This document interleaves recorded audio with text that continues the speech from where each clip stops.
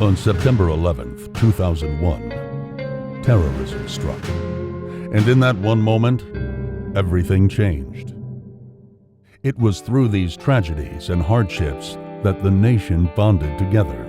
And now, 10 years later, one man looks to commemorate the anniversary of 9/11 with his own personal tribute. The goal, to re-raise awareness of our troop sacrifices for our freedom and to raise support and funds for the 9/11 Help America Foundation, a charity founded to help our wounded soldiers and their families.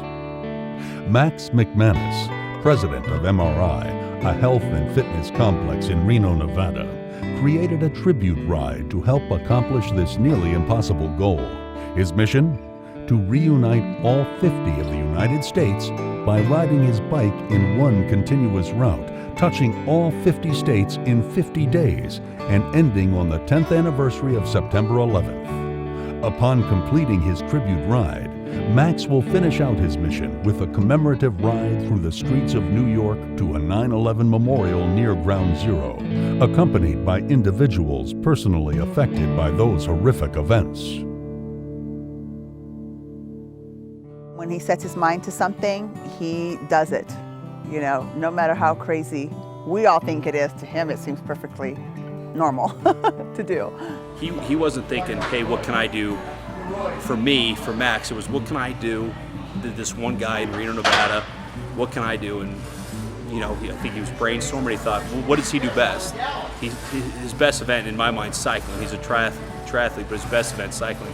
And he came up with this crazy, bizarre ride around America, fly to Alaska, fly to Hawaii, and then 50 states in 50 days. And it's for others, and that's what's just really touching about the whole deal. You know. We currently are in Los Angeles, driving to Pasadena to meet the president of the 911 Help America Foundation, Mike Toledo, and do a presentation and introduce myself to over 100 wounded warriors from Iraq and Afghanistan that have been fighting on behalf of the safety of our country since the fateful attacks of 9/11. Yeah, so I leave on July 24th to start this, and I got 50 days to complete all 50 states. And so the whole concept is to try to embrace the United States to get to increase the awareness of not taking for granted our freedom that we have in this country. True. And that all the sacrifices have been made to protect this country. These guys. Yeah, from all these guys, from all you guys. For me, it means that people care and they want to contribute, and whatever they do, like his talent, I guess, would be riding bikes, and for him to put that time aside and to do that, that's, wow. It's still to me it means that America cares still. So the spinal injury, paralyzed. Yeah. Within 3 months of being in Baghdad on a routine patrol, my platoon got ambushed, and I took a gunshot wound to the side, severing my spinal cord, leaving me paralyzed from the waist down. It has to be spectacular, I think, to even come close to you guys laying it on the line. Yeah. Going to a foreign country and trying to stay focused and, protecting the sovereignty of this country. You don't know. You go over there, maybe you come home and you're like, cool, I pulled it off. Maybe you don't. But I like what he said. He said, the guys that we have, the guys that he's doing this for, they paid a big price. They've also done something pretty spectacular. So it's his way of giving back and sharing in that sacrifice, I think a lot of people come up and ask me, doesn't the government do this or doesn't the VA do that? And they rarely ask me, what can I do? So, when a guy like Max says, look, I'm going to do this, you say, hey, man, have at it, brother. Have at it, because we need people that are willing to do that. The first time I heard about Max, we were having lunch at Whole Foods, and he sat down and he goes, keep this on the down low. Don't be talking to too many people about this. So just, he showed me this piece of paper, and it showed 50-50, and then I read his little piece of paper on it, and I was like, no way, dude. There's no way you're gonna be able to do this. This is crazy. Your knee is all shot. You just came out of rehab, and he's still working at it, and he wants to attempt to ride 50 states in 50 days, and honestly, I didn't think he was going to be able to do it. There are so many movements that I can't do because of my knee. Because of your knee. So you have to get a little bit creative in terms of how you actually train then? Creative in the terms of how safe I have to be.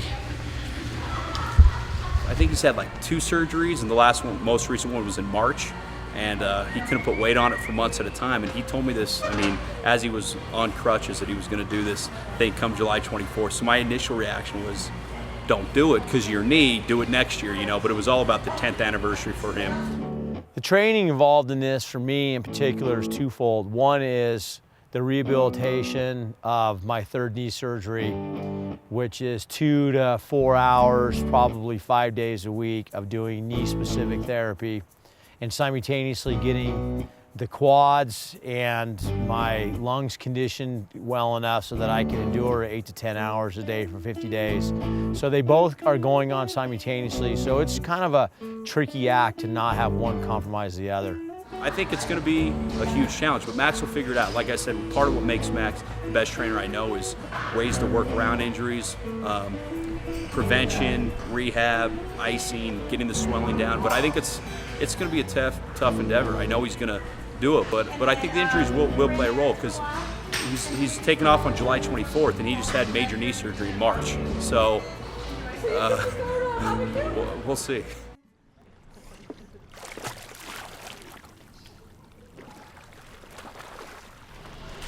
Tired from trying to get all the cycling organized. Overall, still good on the lung conditioning. You know, even if I feel sloppy and tired, but we'll make it work. For sure, it's a great cross-training tool to loosen up my back. And considering I'm 8 to 10 hours a day for 50 days, my back's gonna get really tight in that cycling position. Thanks. Good one. Thanks. I would say the likelihood of me pulling this off goes up with the support that I get from individuals around the United States that make a contribution on behalf of 911. That probably will give me a lot of energy when I'm in situations where I'm either in hailstorms or I'm climbing up huge mountains and I just have no energy at all. My inspiration will come from their contribution.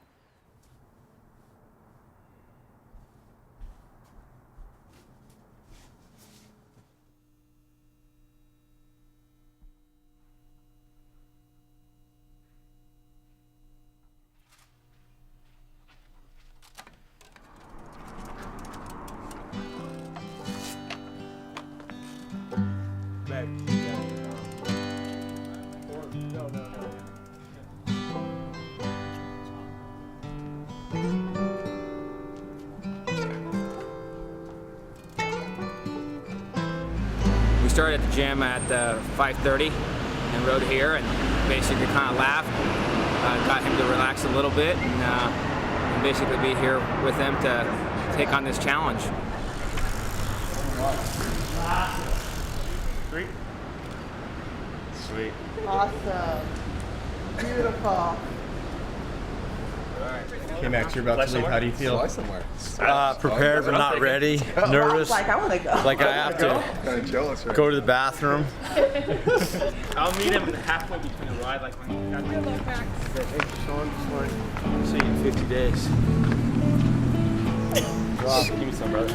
I gotta go in there and take care of business. Be a little busy. Okay, Don't you're cry. good. I'm not crying. All right. I know how much you should give me some time. Oh man, I know he can do it. He's so strong-willed, strong-minded that there's no doubt in my mind he'll be in New York on 9/11. 9 o'clock. Thanks, you guys. Tyler, I'll see you tomorrow night. Yeah, see you on the other side. All in. Okay, I'm recording live. This is live in Anchorage, Alaska.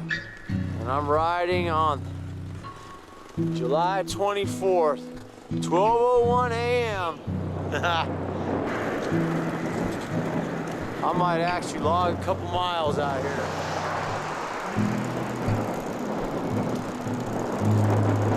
12:10 a.m. on July 24th, 2011.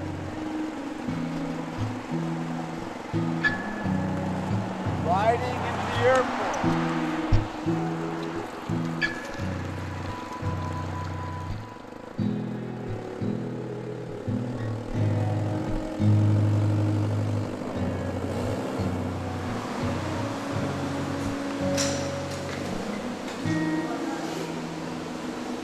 We are here. We're off to state number 2, Hawaii. That'll be in a few hours. The state number 1, Alaska, is completed.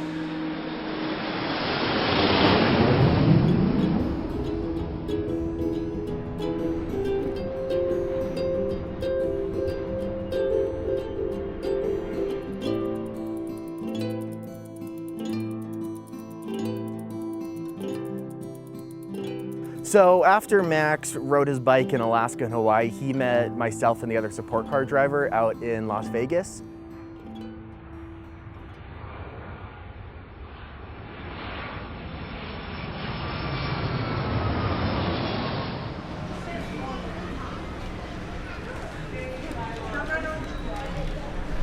Yeah, I can't believe it, man. This is gonna be nerve-wracking.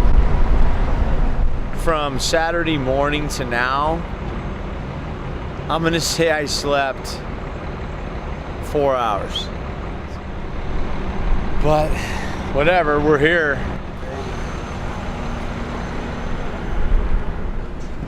Hey man. Brutal, buddy. How was it? It's fucking ridiculous. All right. 22 hours of flying. You ready? Ready to take a nap. So this thing, it still isn't sitting level, even with me raising that hitch up that much. It's a pig, man. It's hard to pull it, huh? We're getting 7 miles to the gallon. So we can talk about it after you get some rest and stuff. So he got back, he slept for a couple hours, then in the morning we took him to the California-Nevada border, and that's where we dropped him off, and from then on out it was his bike every step of the way.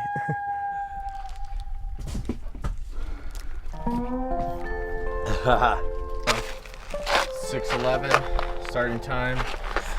Any last words before you embark? No, but I'll have plenty once I embark.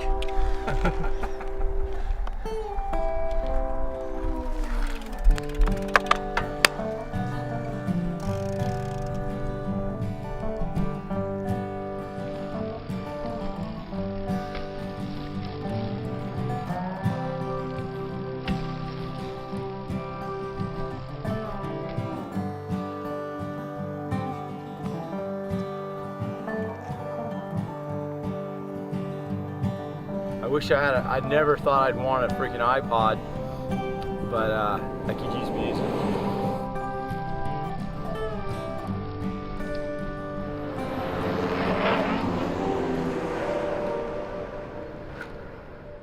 I hope we don't bust a flat or something.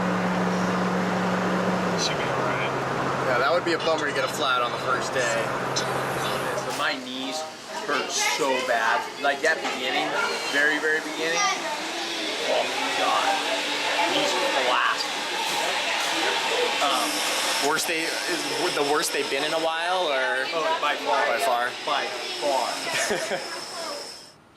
So I'm gonna go through this water probably pretty fast because of the temperature. So I'm probably about 1-to-1 ratio of that water that I drink and the water that I pour on me.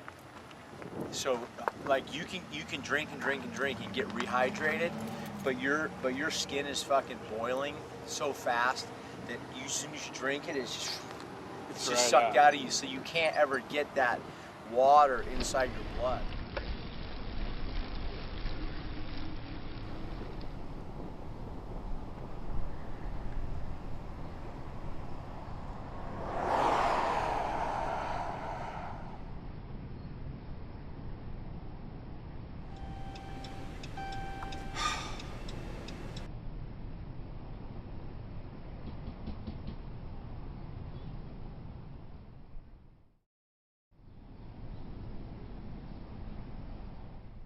Yesterday was brutal. It was day one after 22 hours of flying time the day before. So my knees hurt like crazy, back hurt like crazy, but by the end I started to finally loosen up. So on day 3, we left the trailer behind. Unfortunately, there wasn't room for everything in the back of the truck, so we had to leave behind his mountain bike, behind extra supplies, and it was risky because we weren't sure if that was going to come into play. You know, there were still 48 days to go at that point. For every bit of downhill that I get, I know that I have to give that back in the uphill. Hard to get excited about them. Yeah, I don't like going downhill.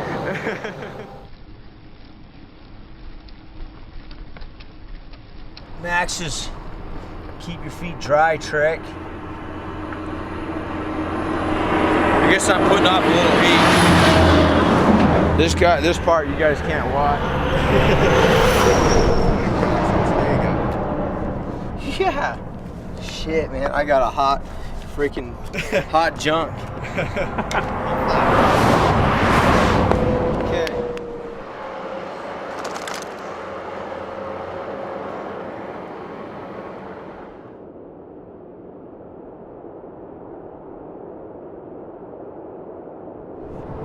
There it is. Amazing as much debris as I run over, that I don't have a million more flats if that's all it takes to flat.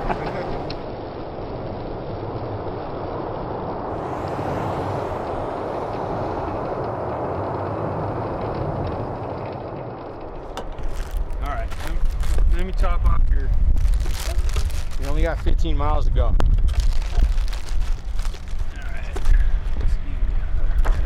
Is that Joey? Hey, what's up, man? Oh my God! What the fuck? Bro, good to see you, man. Dude, I wouldn't miss this for the world. When I talked to you last night, I was just like, it's... You don't want to go to Flagstaff. We got to climb fucking 5,000 feet. And there's a crazy thunderstorm. All right, so I'm just gonna go a few miles, but No problem, I wanted to ride one piece of it at least. That's so sweet.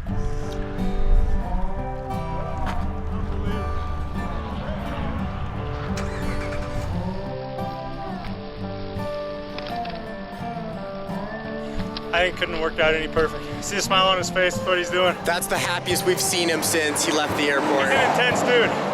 He's an intense guy, and he's just passionate about anything he puts into, you know, his industry. That's kind of the reason. I don't know. It attracts other people when you see that. 6 hours is the maximum amount of hours where my performance doesn't start being compromised, and the rate of recovery is going to be way slower in the 6th to the 7th hour. That's the danger zone. That's what we're in right now. We're in the 7.5 hour. So I got to be more careful to not let that happen, because I literally go from riding a bike 23, 24 miles an hour to like 12. Okay. It's like that. It's any cyclist.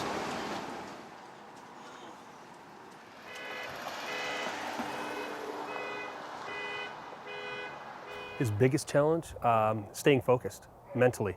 You know, you're riding 160, 180, 200 mile day, and he's got to focus on 3 to 5 feet in front of him, plus all the cars coming against him, watching his intake, his food intake. I think that's the most challenging that he had was just mentally staying focused. What's up, man? Well, we got to go to a bike shop. 4 flat tires today. Man, I gotta get those donations. Those donations gotta come in. Even gotta freaking be 10, 20 bucks.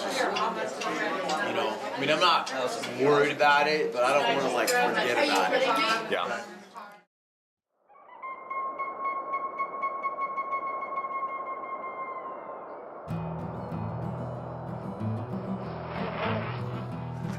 Better get my glasses ready for the bug. After that is, fuck, I had 8 million insects. Fuck, and I was like getting blasted. So if I turn it over. Yeah, it's sad there's no worse road than I-40, so I guess we're gonna find out on this trip. Yeah.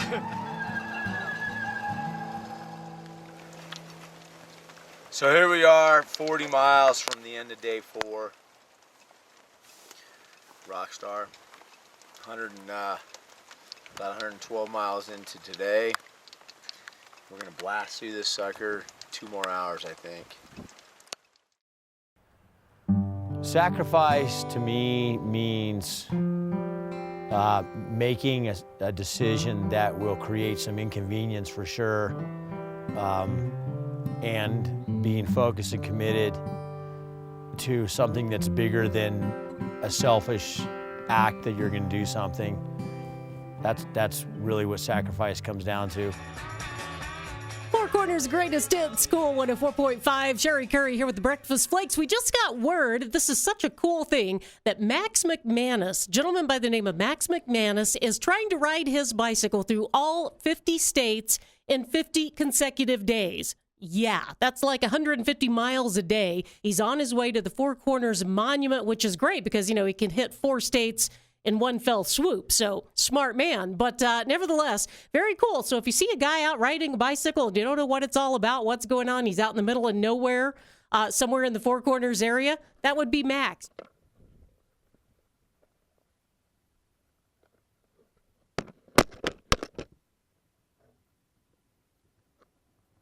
Buddy? What's your name? Dad. Dad, I'm Max. Nice to meet you. Good to meet you too. Thanks for calling over. I have no service out here on your cell phone. You got a truck right up ahead. Yeah, I have a support vehicle, but I have no service. Yeah, we can run up there and get them and have them run down here. Oh, that would be awesome. Okay. Thanks a million. Huh?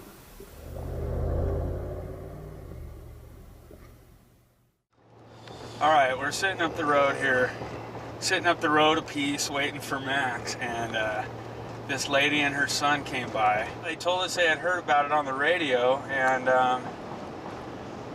they knew they were going to be coming this way, and figured that they would see him. So, and they did, and they saw him right at the right time because he needed help, and they were able to come and relay that message to us. He wasn't too far back from us, and that's just cool the way people, you know, people are pitching in and helping and supporting the effort. We don't have any cell service here, so without good people like that, it's, you know, it just costs us more time and energy to get this ride done. So. All right. You know why I'm doing this, right? Yeah. Okay, fantastic. Because it kind of hurts. I'm not gonna lie. Okay. Good luck. Thanks very much, and thanks for stopping. All right. All right. Okay. Have a good day. You too.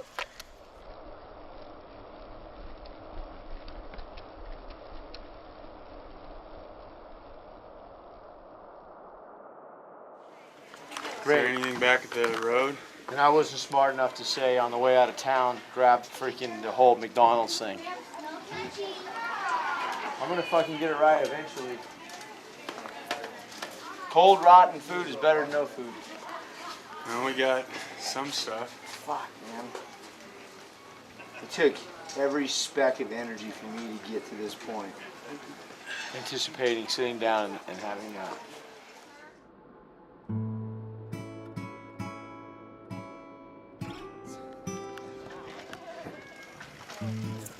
Good. You get 4 one time? That's cool, because I've been in Arizona for like 300 miles. New Mexico, Arizona, Utah, Colorado, in the middle. Okay, peace. 4 done.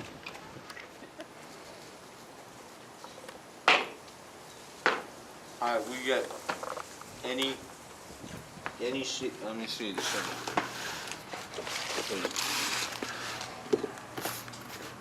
I just gotta wrap my brain around how far I can fucking ride today. This could be a shutdown day. And I think it's awesome. He can ride all over the United States, and for a cause like that, for the Freedom 50-50, I think it's great.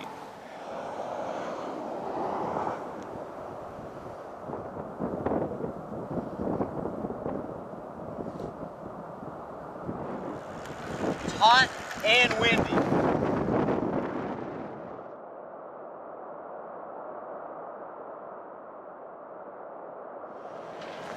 It's the end of it. Too windy, too hot. Right, and I keep trying to catch up and falling behind, so we're just gonna fucking shut this one down and get great sleep and start in the morning early like I'm supposed to. That's the end of the story.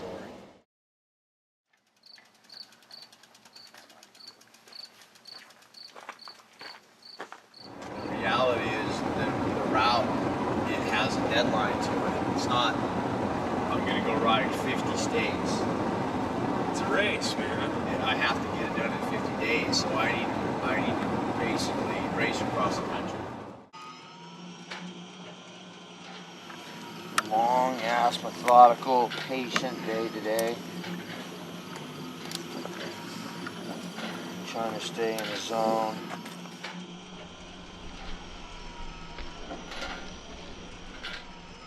He's affected so many lives here in Reno, and I know he's going to affect lives throughout this race, but so many people here, so many of his clients, or so many people that he's come in contact with are pulling for him, and I know Max has he believes in God. I know God's with him. I know he's going to pray during the race, and I know he's going to lean on God, lean on his friends. I think he's going to be, dialing into the social network and hopefully looking for words of encouragement from all of us, but I know he could do it. He's done everything that he's ever told me he's going to do in his life, so there's no doubt in my mind that he can do it.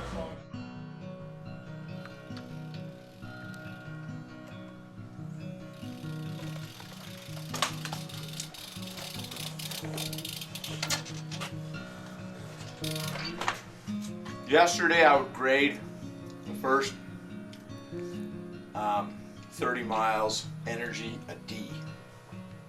And then I would say it went up to a C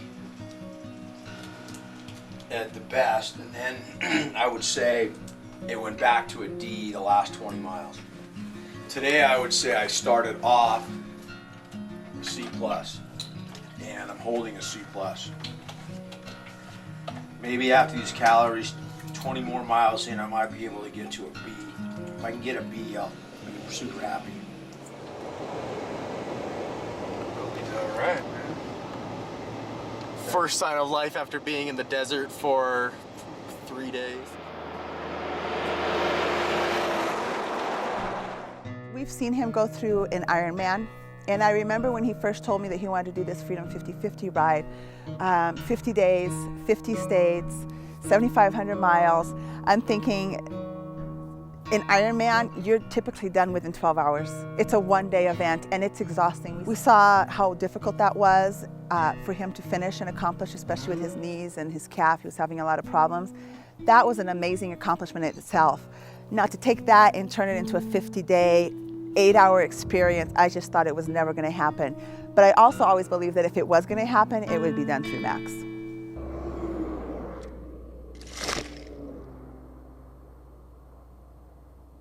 Hey, did you guys pass me yet? Okay. Here we are, getting into our heat index again.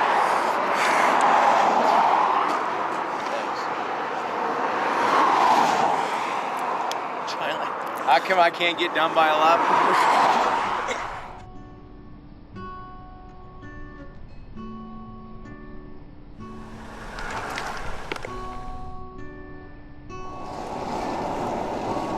Water! You got it? Yep. Hope you guys are enjoying the freaking country, because all I'm getting a view of is a white painted line and smashed cement. 9,000 feet of climbing for today. Today's ride has so much uphill in it, and I feel like somebody squished the earth into a circumference of like 100 miles, and the thing is spinning at 10 miles an hour, and somebody put me about just before the top of the mountain, the top of the earth, and I feel like I'm on a trainer, and the earth is actually the trainer, and so I'm not going anywhere. That's the point I was trying to make. How's that heat treating you? Yeah. How's that heat treating you?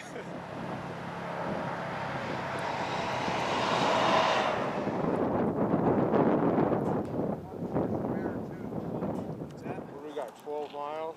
Something like that. Could we please be there by fucking 2:30?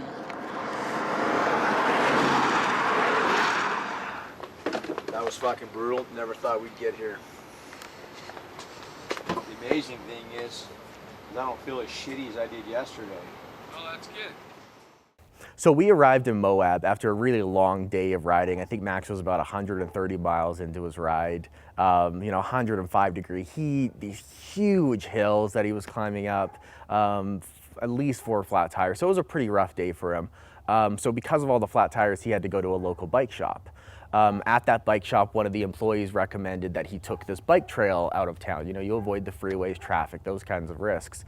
What he left out was the fact that the bike trail, there was no way for the support car to get to him. It was 10 miles up this hill with the scenic overlook point in midday 105-degree heat. So when we met up with Max, he was at serious risk of dehydration, heat stroke. I mean, he was a mess.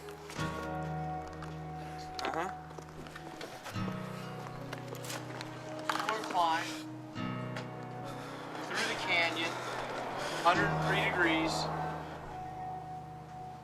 as out of the way as I possibly could get. I pick every scenario of the wrong scenario. I'm just gonna pick the wrong scenario, and I'll bet you all get lucky. I had to fucking cool off. I'm like roasting. Yeah. No, I believe it. It's insane out there. 1,000-foot climb up in the like almost the top of the freaking canyon. So I have to completely get my whole core temperature back down to start this over. Otherwise, I'll fucking implode.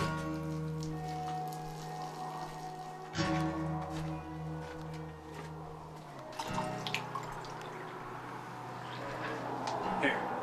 Okay, I think I'm good. Regrouped.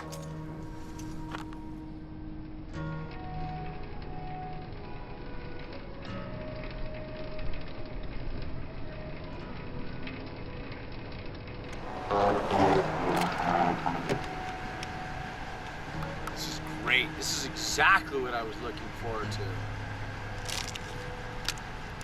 I'm gonna get up at 2 a.m. and start.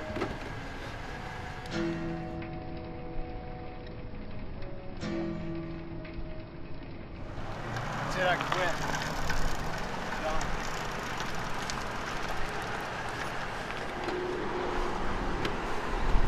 I'm so hammered. So after day 6, I went back home, and Max was left with just him and Scott, the other support car driver. Without a huge support car team, it definitely introduced a lot of challenges. One biker, one support car driver, sometimes 2 for the entirety of his ride. That's challenging. Did you say somebody almost hit you going over that pass? Oh yeah, this truck went about 3 feet into the shoulder. Missed me by probably 6 inches. Making this journey a little crazy, a little torturous.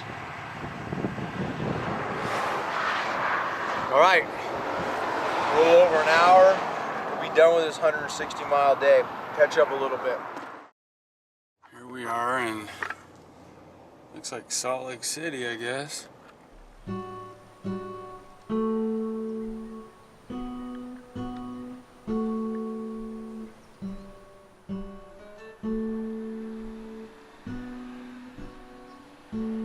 State capital of Utah. Pretty impressive. I don't know how many state capitals I'm going to see in these 50 states, but I definitely wanted to get this picture. So I've seen it. Now it's time to move on to Idaho. Not only is Max, his effort is a way to raise money, but just as important as the money is a way to raise awareness.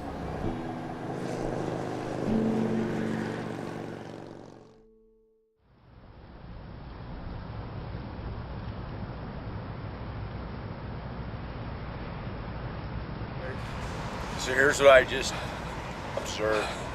My conclusion is, when you're a fitness extremist, you're like a zoo exhibit to people that don't work out, because they walk around you and look at you but don't say a word to you like it's some foreign animal or some alien or something. So that's okay. I don't mind being a zoo exhibit as long as I create some cool dinner conversations for those people. That's it. I think I'll finish my Egg McMuffin now.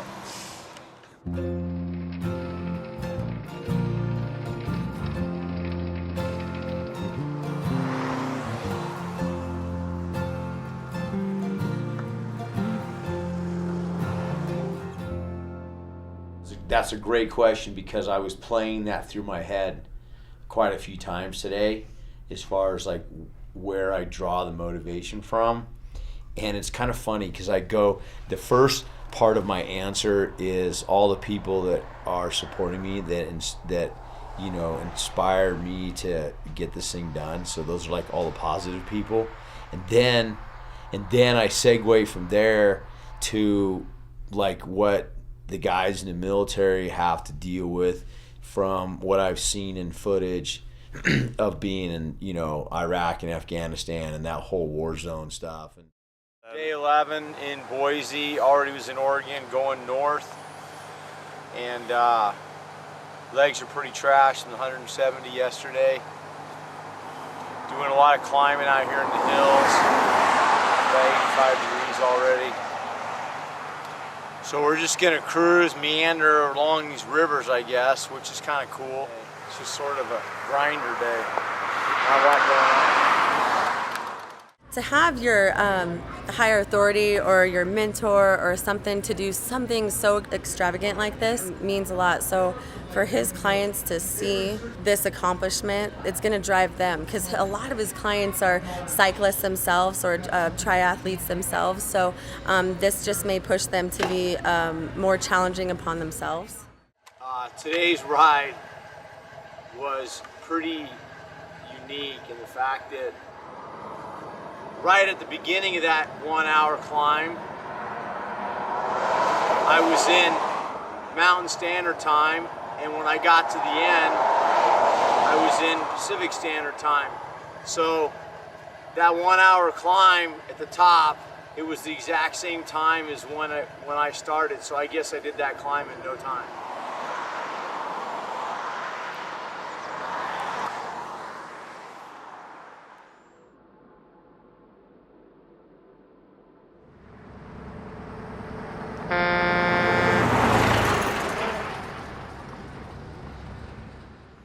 So with any luck, I will be able to get through today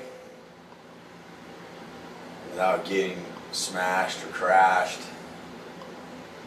and my legs will hold up. And right now I'm hanging out with my palm tree plant, pretending I'm in Hawaii. Not looking forward to today.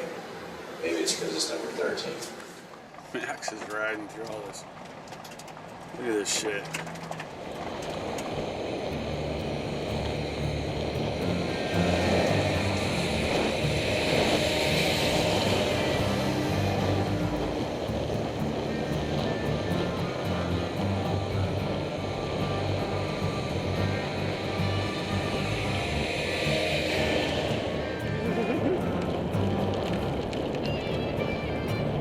What are you doing?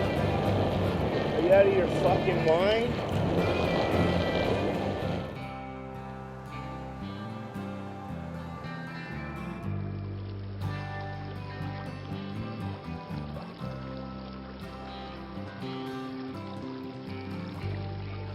For my 19th flat, I thought I'd pick a super cool spot so this could go down as the best place to ever get a flat, another flat.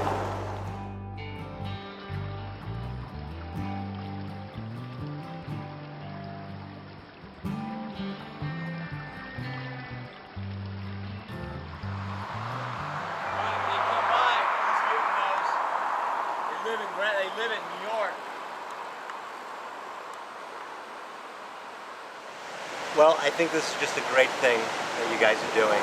For someone who lives in the New York City vicinity and was in New York the day of 9/11, I lost a couple of friends in the building that day, like many of us did in the area, and it was just a horrific event. Unfortunately, 10 years later, a lot of people seem to have forgotten about that and what it meant, and the reason why a lot of people take for granted what America's all about. So the fact that you guys are raising awareness for this, helping raise money for some of the families and the 9/11 people is just a fabulous thing. So I think one of the big challenges Max faced while out on the ride is trying to find a balance between spreading the message of supporting the troops and remembering the events of 9/11 and how much they really meant to the country. But while he's trying to send that message, he's riding his bike 150 to 200 miles a day in very hard conditions. But he was great about it. When he was out on his ride, he was in go mode, but as soon as he had to turn that switch over to talking to people that he met along the side of the road or, at restaurants at the end of the day, letting people know what he's trying to do out there, he put a smile on his face and he, handed out the postcards and signed t-shirts, and it was great to see, but deep down, or probably not even that deep down, that he was just in pain and really just needed to find a way to keep on going.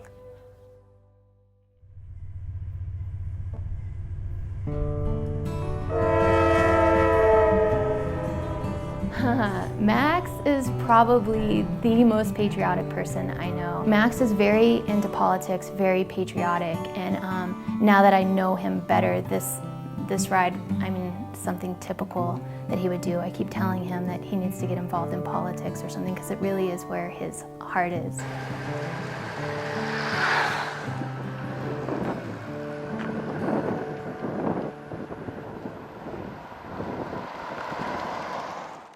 Freedom postcards. I got one. Yeah, my wife gave me one of those. So if and they we're go, gonna check on go on the and Freedom the blogs. side. Yeah. Yeah. You can see it. You can track it because it's being tracked live and see if Right. I make it.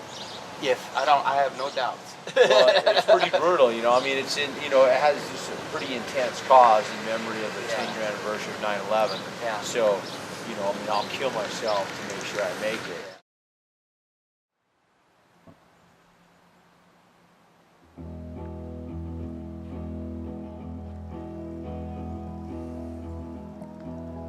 At the gym, every time I'd go into work, people always asked where Max was. They wanted to know where he was on the map. And we'd be, at the gym Googling him and looking at the map to find out where he was. I think everyone missed having him around, but everyone would always say, he's nuts. Do you think he's gonna pull this off? He's only in Montana. How is this gonna work? It was fun to watch, not only for all of us to follow him, but to see the enthusiasm that people had at the gym and making donations and really being supportive of what he was doing. What, only 12 miles of climbing? Into the wind, into the fucking sun?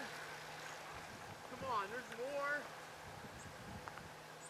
There you go, man. You're on the team. I love it. All right. Max would like to be riding something with a motor. Yeah, I would. I think I'm gonna put this on top of that and you just sit there and I'll hold the bike over my shoulders. That counts, right? You're riding a bike. I'm riding a bike.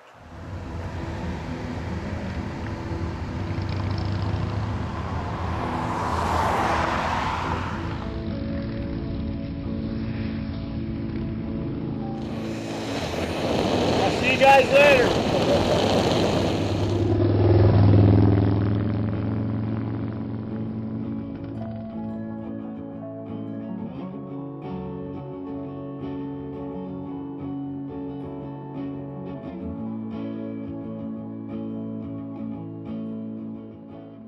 The amount of calories he would take in every day and at night was amazing. And well, I guess when you think about what he's putting his body through, it all makes sense, but to actually physically see it was pretty impressive.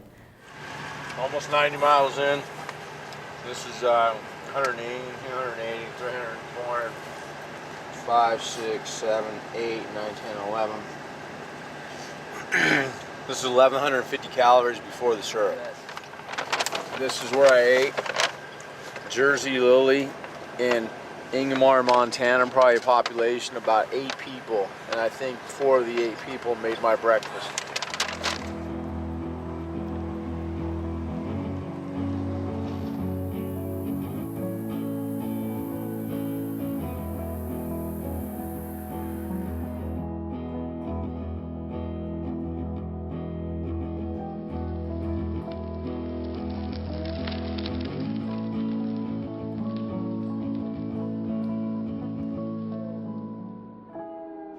All right, so we got this gonna do off-road and see how Max is going with this.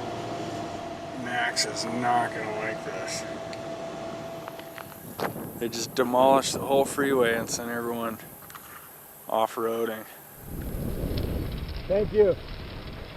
Here you go. The Freedom Band. Thank you. This could be where I fucking get killed, right here. Well, hopefully not, dude. I know, but this is a good spot if you look at the freaking road.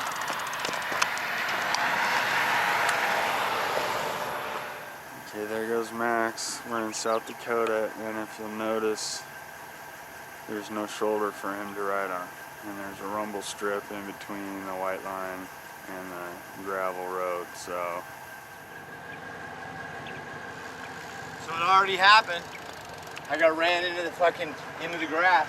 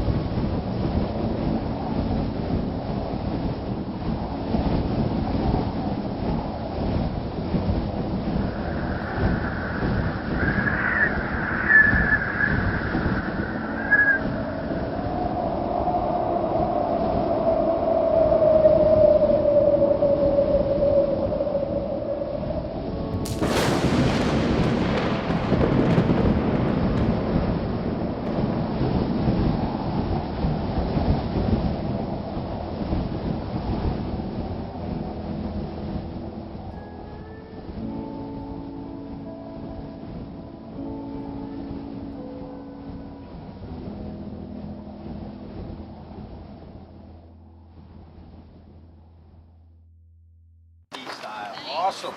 Okay, you guys good luck. shut up. Okay, thanks a lot. Appreciate it. Awesome. Thank you very much. Awesome.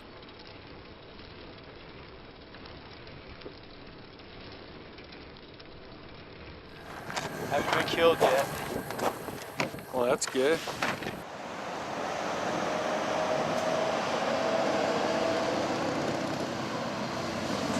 They just came to me one day, only 4 months ago. And I said, you know what, if I can make a difference, and I can do one route, connect the whole United States, touch every state, and try to, and the whole goal is, because this is a charity event, is to try to raise 1 penny per person in the U.S. and have all the proceeds go to 9. It really is heartwarming, to come all the way out here to South Dakota and to run into people that actually really do care about our freedom. And, it really is important. We're on our way to touch Wyoming and then back through here.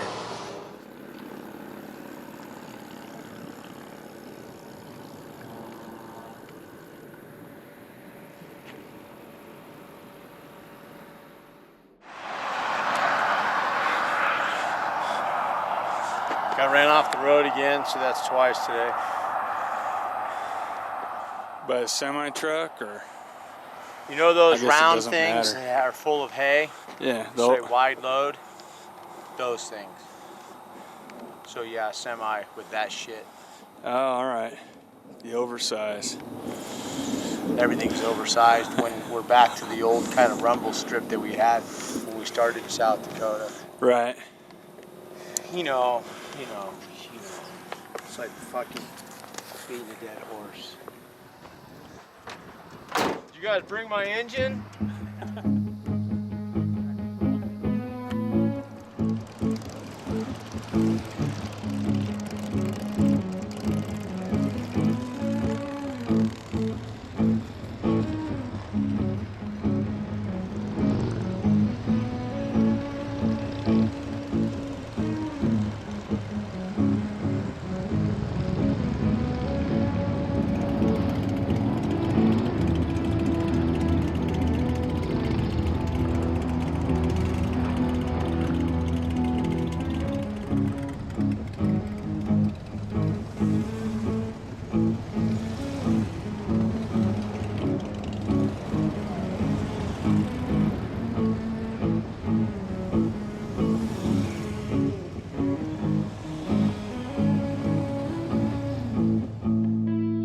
thing that I look forward to the most is the beauty and the nature of America. I know that a lot of people get caught up in going on vacations where they got to see the world, but I think it's going to be amazing to ride a bicycle 15 to 25 miles an hour and just really take in the beauty of our country that I think most of us never get an opportunity to see. It's not exactly on my route, but I would love to see Mount Rushmore. That's kind of meant a lot to me. Are you Max? I am. Can I go up here just a little bit so I'm facing that? That is unbelievable.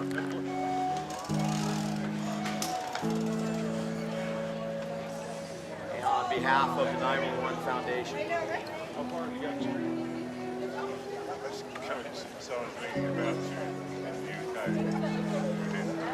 And what was your experience like today at Mount Rushmore? Mount Rushmore was super intense, pretty emotional to see the carvings of 4 presidents and how they represent the country as it was founded. From a constitutional standpoint, it really hit home with me and kind of reinforced a big part of why I'm doing this trip. We're here to visit Max on his ride with his dog Eddie because he needs some support. I think it's pretty phenomenal what he's doing. Going on all 50 states in 50 days, and I figured he probably needs the support of his man's best friend, his dog, Eddie. I had please. Unbelievable.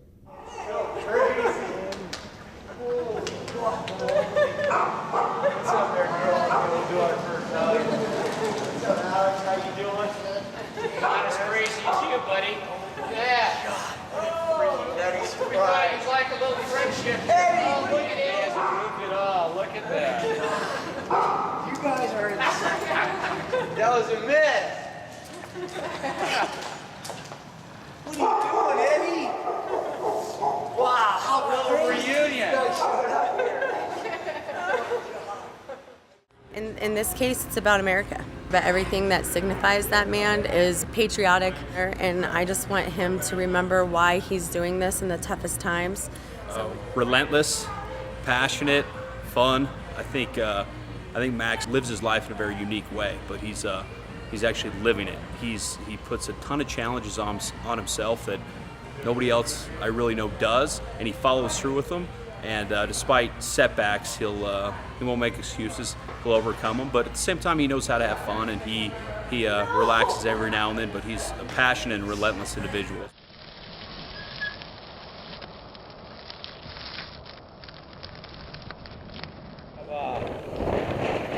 My damage controls, I'm dealing with severe knee pain, sciatica, back spasms, teeth infection, ear infections. So I'm in damage control mode.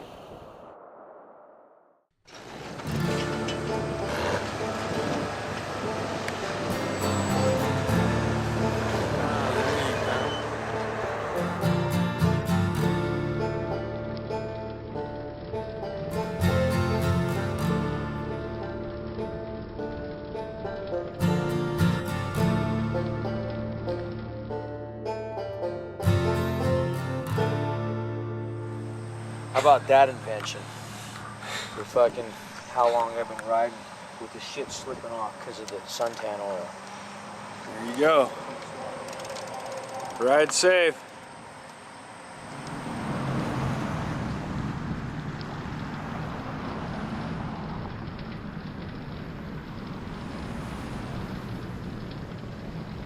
Has there been a cloud in the sky for the last 5 days that I've ridden? I don't think so. Not until after you're done. Not even a cloudy day, huh? Fuck. Alright, so Max is ready to jump on the interstate again. Apparently that's frowned upon here in Minnesota. But there's no other route for him to take.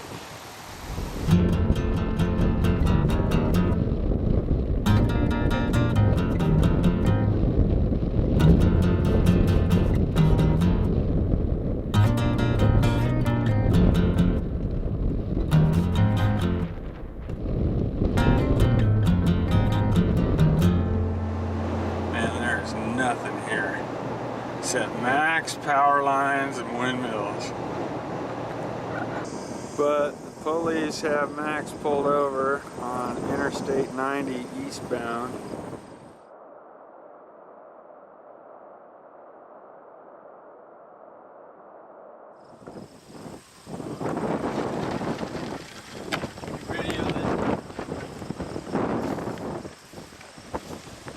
This is why I'm so fucking smart. To bring my mountain bike to Arizona. I'll leave it there, take my fucking chances in life on this bullshit.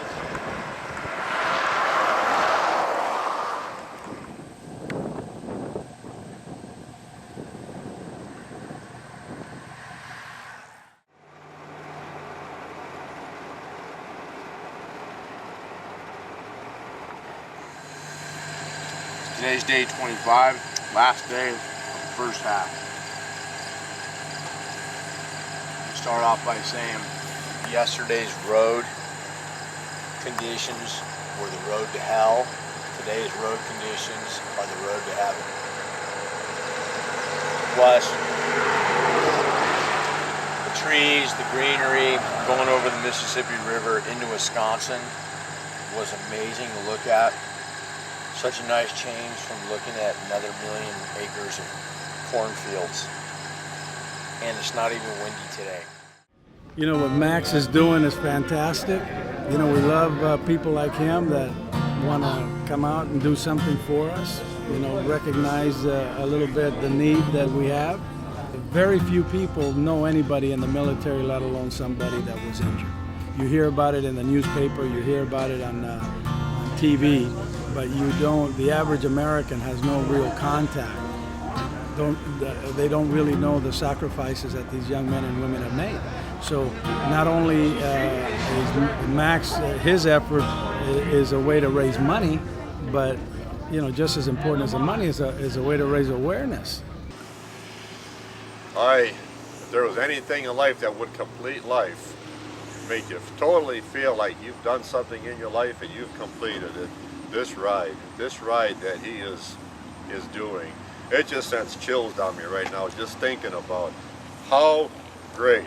You do this, there was no more that life could do. It could lay down and be your last day after this and you'd be satisfied. It's about the most dangerous ride ever. Dude. Me and tankers and What did old boy at the toll booth say? Nothing. You just fly through the right gate? by it. Flew right by it, man.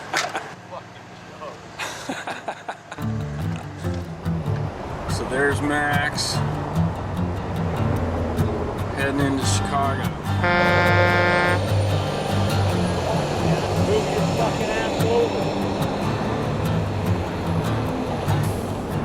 We met up with Max, my wife, Christina, his girlfriend. We flew to Chicago. We met him at this science place off of Market Street.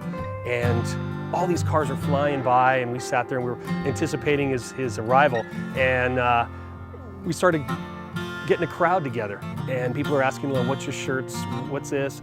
And then some of the people actually knew who we were and had followed him online. So they were standing around. This one woman actually stood around for an hour and a half waiting for Max to show up. She wanted to give him a donation. She wanted to hug him. She just wanted to say thank you for doing what he's doing. It brought a warm feeling to her. And so we sit around and all these cars are flying by, and then finally we see Max cruising through, and it was pretty exciting. You know, it just brought some tears to our eyes. It was cool to see him. He lost so much weight. He didn't look like Max, honestly. He was so skinny. I remember thinking he was so thin. His face was really gaunt. He turned gray during that ride, as most people would with that harrowing experience. But he looked thin. You know, and when we'd feed him, you know, we had lunch pretty quickly after his interview. I couldn't believe the amount of food that he was eating, you know, but he'd already dropped 10 pounds at that point, and I think he was in halfway of his route, so. August 19th, day 27, I'm in the middle of nowhere, close to Michigan. I'm in Indiana, but I gotta prep my socks without cutting my Achilles tendon. I gotta make it tight, otherwise these things will bunch up, and then 9 hours later, my feet will go to sleep. So these are my one-day socks.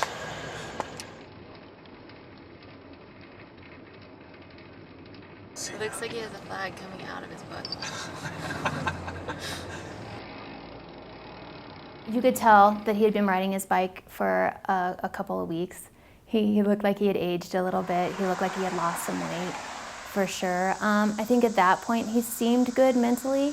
I don't know if that was just, you know, having Mena and Rob there and me and just kind of having a little bit of change might have helped a little bit. He seemed a little different than when I had talked to him on the phone. But you could still tell that the trip was, you know, taking a toll on him at that point.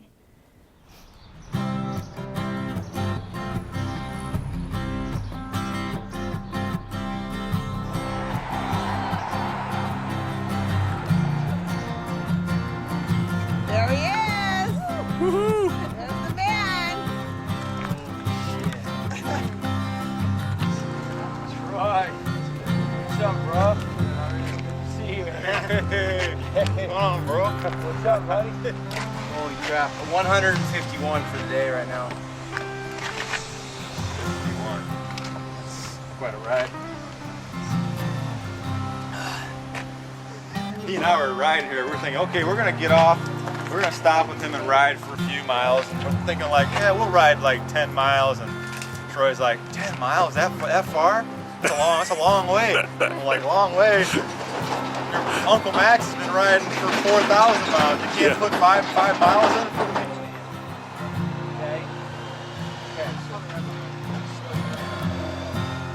Maybe 150 miles isn't a lot in a car, but Max is riding 150 miles a day, you know, averaging 20 miles an hour. I mean, that's a respectable, fast, you know, bike pace, as well as riding it the next day again. So it's hard to understand unless you get on a bike and try to ride that much. Hey, are we gonna need to take your bike to get it tuned up or anything like that? What's that? We need to take your bike in to get it tuned up? Well, yeah, in a perfect world, yeah. My chain's stretched out. My cables are stretched out. I mean, but that requires to call ahead, find the top bike mechanic in whatever bike store, to call ahead and say, okay, you know what, put your top guy on this for 1 straight hour.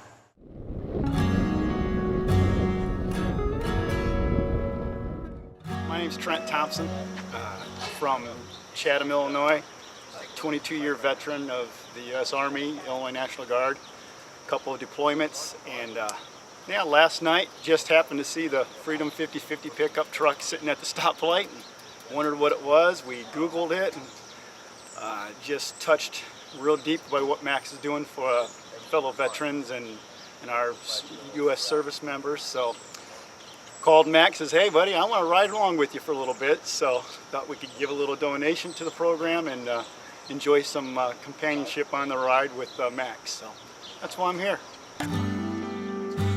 I think that Max riding along with these guys that had fought in the wars helped push Max. I know that Max had said a few times that how he would get through his days was to think about what these people went through, and so I think that also helped.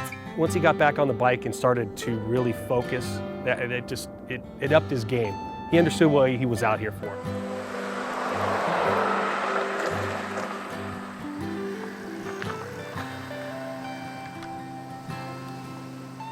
150 miles a day is insane, 7,000 miles is insane, but adding another traffic standpoint and then another road condition standpoint, that just makes it almost impossible.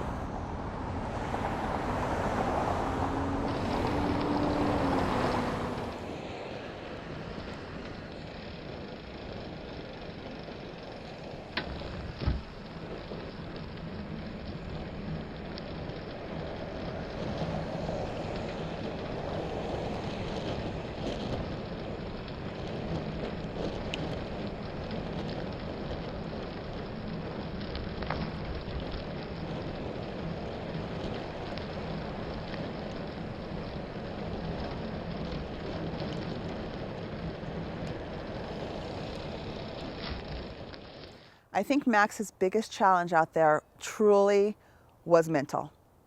You know, A lot of times he'll say that he had so much time, that's all he did was think. But a lot of times when it was a really scary situation, all he had was to literally pay attention to the road. You know, that he's not hitting a rock, that he's not hitting potholes, that he's not going to fall off his bike into traffic. I think it was just mentally exhausting. And like I had said earlier, being lonely out there, making sure he didn't get lost and rode more than he really had to ride, you know, which I know happened a couple of times. I think those were the things that were harder for him. I really do.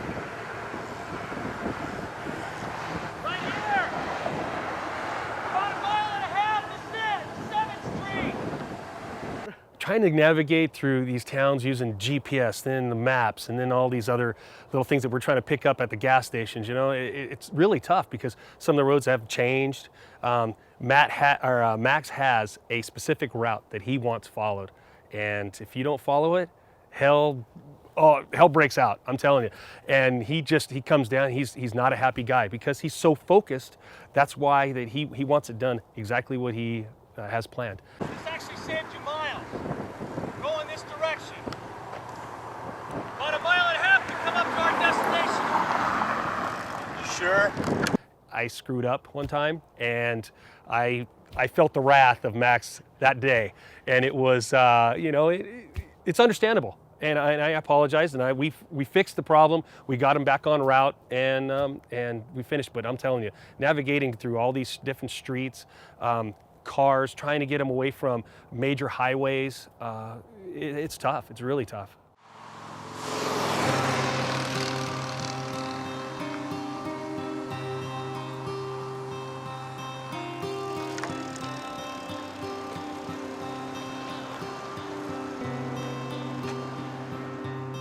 They're paving asphalt. It's already like 110 degrees. Now, stand on brand new laid asphalt. How hot that was. Scott and I got out of the car, we're like, holy shit, this is hot. I mean, and we're looking at Max going, you gotta ride through all this. I mean, there was like probably 5 miles that they just laid, and he's gotta ride through all this. I mean, it must have been like 140 degrees coming out of off the asphalt. It's just nuts. Probably 2 miles of cars behind us by now. Fuck, you just like totally hit a huge ass bump.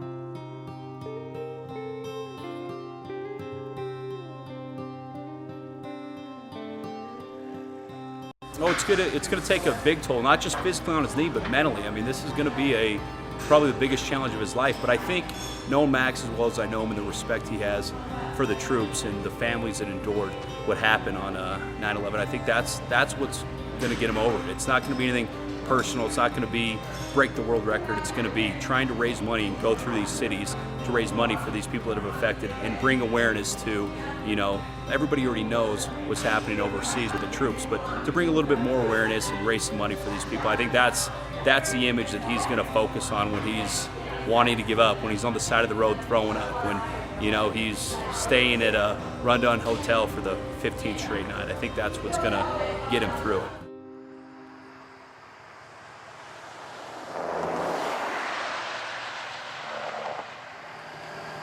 I get to ride with him. I'll follow you. Can I get one autograph before we leave? That's it. I'm prior military, working at Walmart Pharmacy last night. This man walks up, I hear cycling, I walk up to him, I find out about this. So it just happened by luck and a whole lot of prayer that I happened to find him 5 minutes before he left.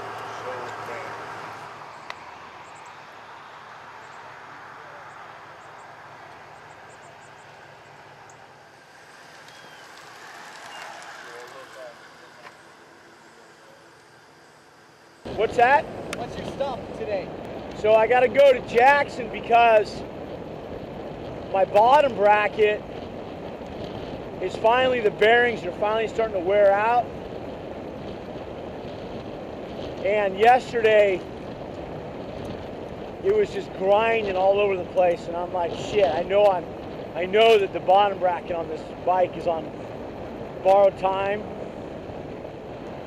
I'm gonna try to get you some more donations. Awesome, put the cards out and, you know, make the comments. That's super cool that you'll do that. It's going to a great cause. Okay, I'm gonna go blast. All right, man. All right? Hopefully I get to see you in New York. Okay. Hopefully I make that trip. He ended up riding with me for an hour and a half this morning, and come to find out he was 6 years in the Air Force as an Air Force aircraft mechanic for fighter jets. So that was pretty wild to talk to him, and he was on the USS Cole in Yemen when it was bombed. So that was a super patriotic, heartfelt hour and a half ride with Cody and talking about the country and stuff.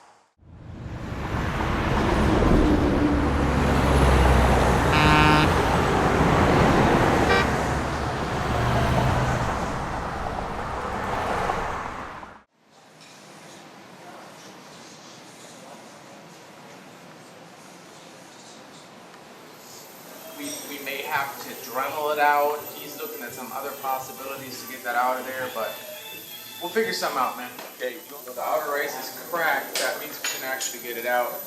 This last one we had seized in there, like a bearing, the outer race of a bearing. We could not get it out.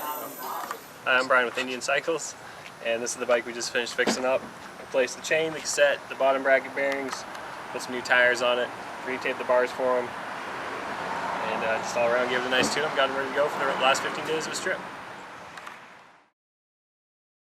There was some scheduling issues with Max and who was going to be his driver, I think, when we were about into week 5 of the trip.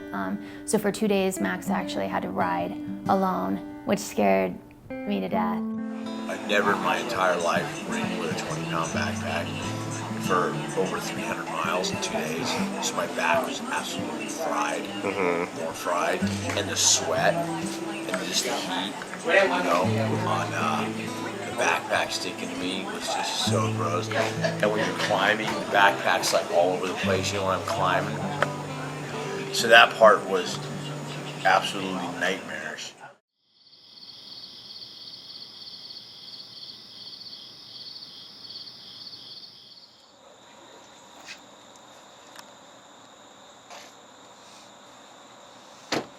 "2 days alone and all you're missing is a rock star." That was it. I mean, it's only because that convenience store right down there didn't have them.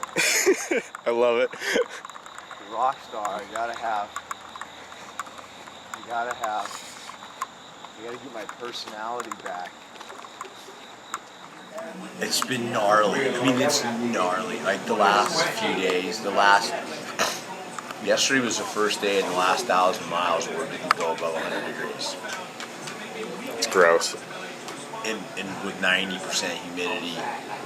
And I'll be like in the middle of Mississippi on this single lane county road with truckers and roadkill every freaking 100 yards, 105 degrees, 3 p.m., 90% humidity, and the smell of freaking death and decay and stench and I'm like just sick to your stomach and I'm sweating like crazy and I'm already 150 miles into the ride and I'm like, oh my god, I'm on absolute freaking physical tilt, mental tilt. So all my senses are just taking in everything that wants to make me just like go postal and quit.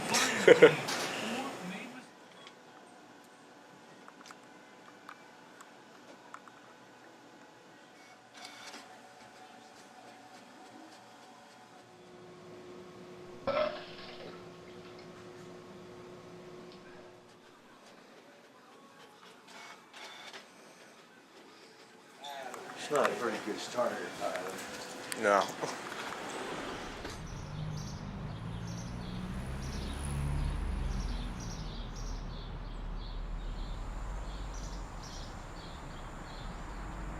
Stomach still?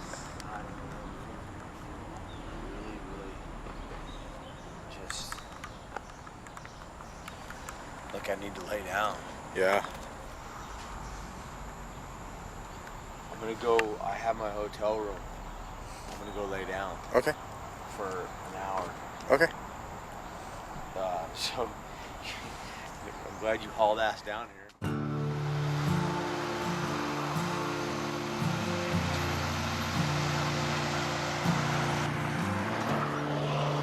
The first time I remember that I saw him get on a freeway on his bike next to all these trucks and cars zooming by at 60, 70 miles an hour, honestly, I was sick to my stomach. I remember telling Rob, I can't even watch. I think he's gonna be hit.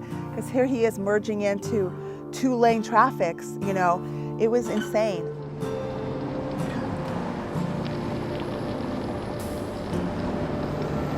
What'd the cops say? Fucking amazing, man. I said, dude, I'm the guy connecting the United States for the 9/11 Foundation.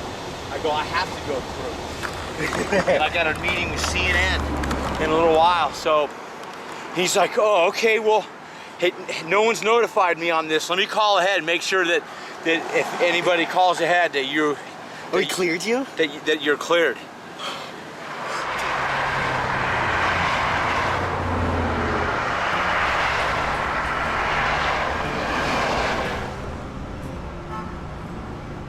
If there's one thing people should know about me regarding this project is that I'm pretty relentless and driven to finish something that I commit to. So from a confidence standpoint, if there's skepticism on why I'm doing it or if it's even able to be done, I just think it's the right thing to do from a sacrifice standpoint in my own way compared to the sacrifice that so many of our armed forces made to protect our country.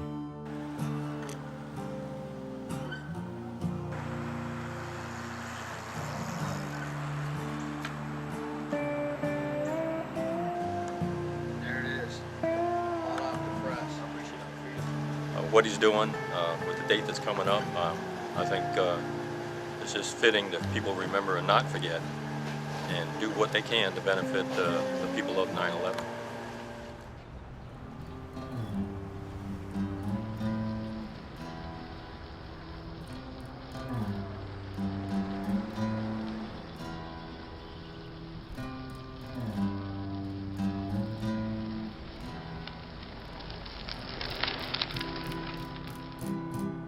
So a big part of this ride was the backfiring of shortcuts. And this particular shortcut Max decided to take ended up taking him up Saffrasas Mountain, which was incidentally the tallest peak in the state.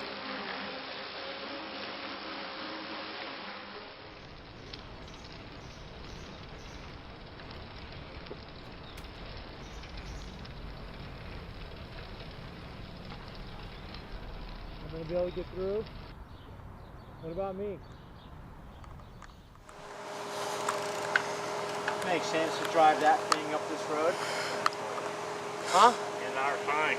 I don't know why we It makes a lot of sense. This guy.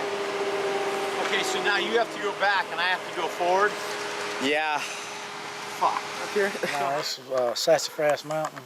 And during the wintertime, there's 4 or 5 cars always on this flip side up here. It's the a highest mess. point in South Carolina. Yeah, it's one of the highest points up here. A lot of people come up here during the winter stuff, go up see the snow in North Carolina. But during this time, you see very few cars. How steep does it actually get?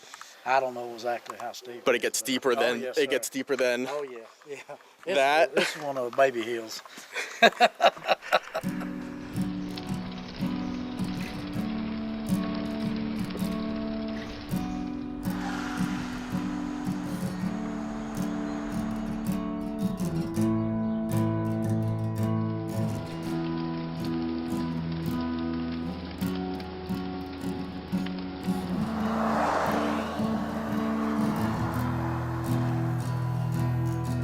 Well, it's been 100 years. Chasing your ass around all day. That's freaking amazing, bro. How the hell's it going, man? Good. It's a long time, eh? Yeah. A ridiculous long time. You were like this tall. Yeah. Freaking related. Love to get all acquainted and shit, but I have to stay on this super routine, so can we? Yeah, let's go. Isn't that weird? 2 fingers are totally gone of my hand. These 2 fingers here. All your crashes and everything else? No, from the cycling motion. I can't move these 2 fingers. I can't use them. They don't work. They're like completely numb. Just done.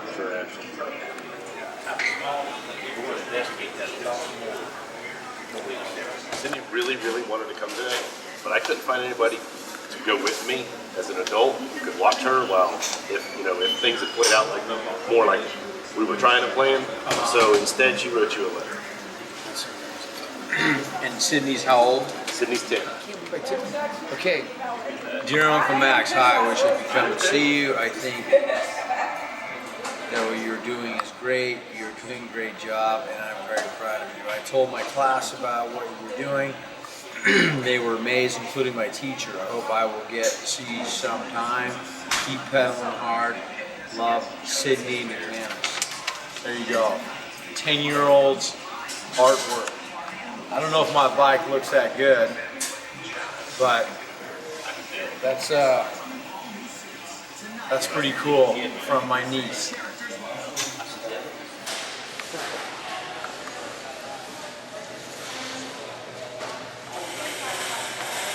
What do you got?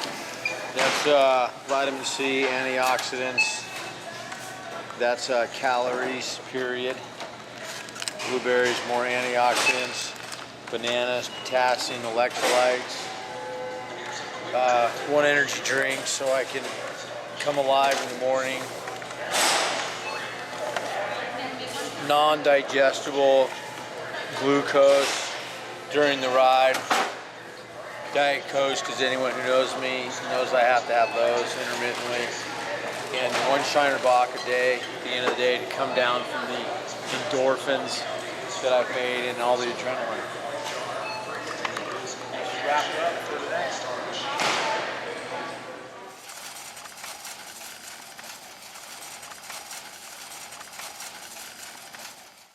That's it, man. Telling you, that's the deal.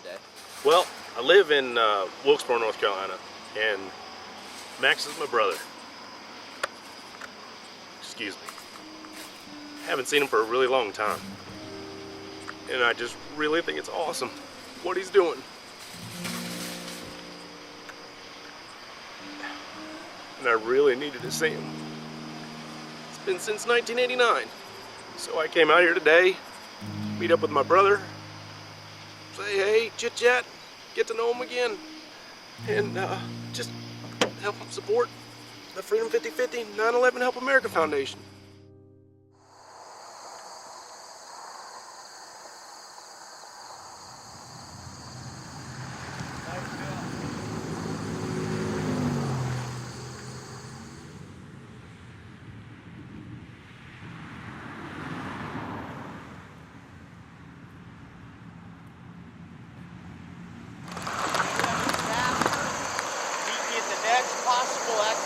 Okay. Yeah, so that day Max had called me at work, kind of in a panic, from another phone, and said that he had lost his phone. Not only his phone, but his ID and his credit cards. The worst thing you possibly lose. Your communication device / maps, directional device / all the pictures you've taken and all your recorded information about where you've been. Wow. You'd be shocked for losing that shit.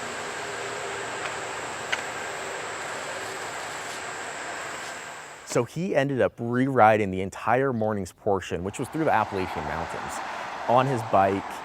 We drove it in the car, no phone. So he ended up just riding his bike to the nearest town, and that was the end of his day. We spent so much time that day just trying to find his phone and rewriting and re-looking at stuff that it pretty much killed that day. And that was kind of the beginning of us really falling behind on mileage.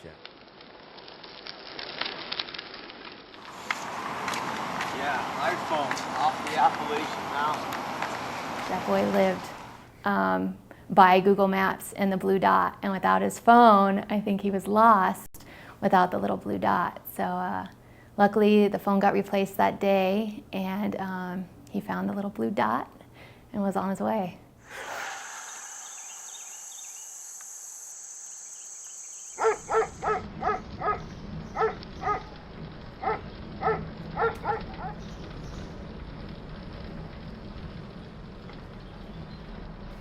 Shortcuts, Max's Achilles heel. Every time he took a shortcut, it backfired, every single time. That particular day, you know, he was flying down, he was going, I think, like 50 miles per hour, and he gets to the bottom of the hill and he pulls out his phone, and he had just gone about 20 miles in the wrong direction. Fuck! Not more than an hour later, we're in these, you know, kind of boondog, you know, off-road places, and there's no signs, and our GPSs are going out, and we're kind of guessing at that point. And I directed him towards one way, felt awful about it. It was a fork in the road, and I picked the wrong way, sending him up a hill like that, if that kind of describes it for you. And we got to the top, and it was 3 trailers and a dead end.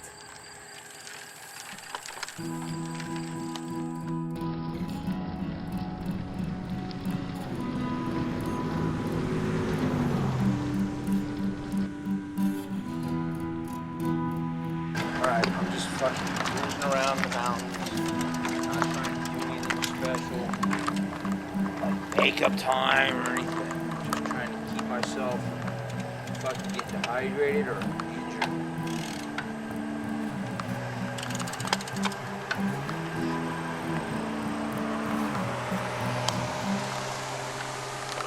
That's crazy right there.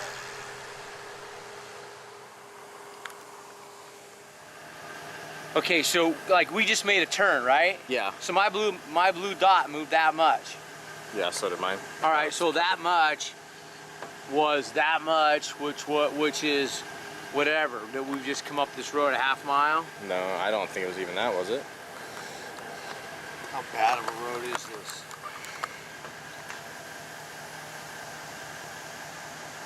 If it stays just like this, I can do it.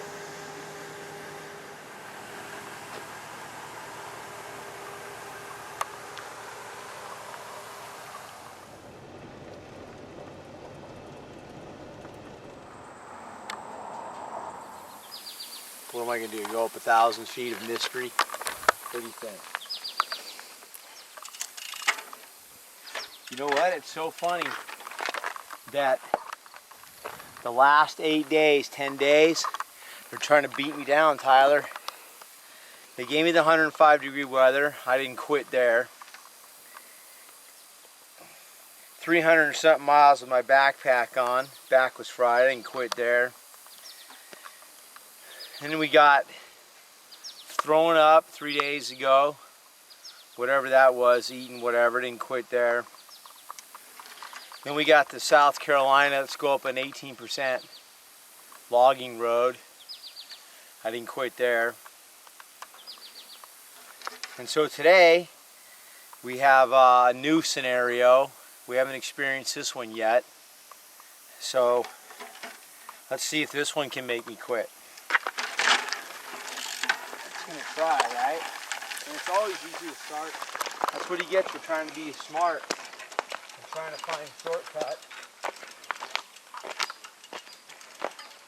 I'll tell you what, I'll take the longest route there is, and I'll ride all fucking night long. If that's supposed to be the message. We got not even halfway up, and you can't even tell what was coming up, and it was obvious that we had to turn around. So, you know, I took him back to the start of the road, and you know, he had to go the very long way around. Let's go back and ride the country over. Let's go do it again.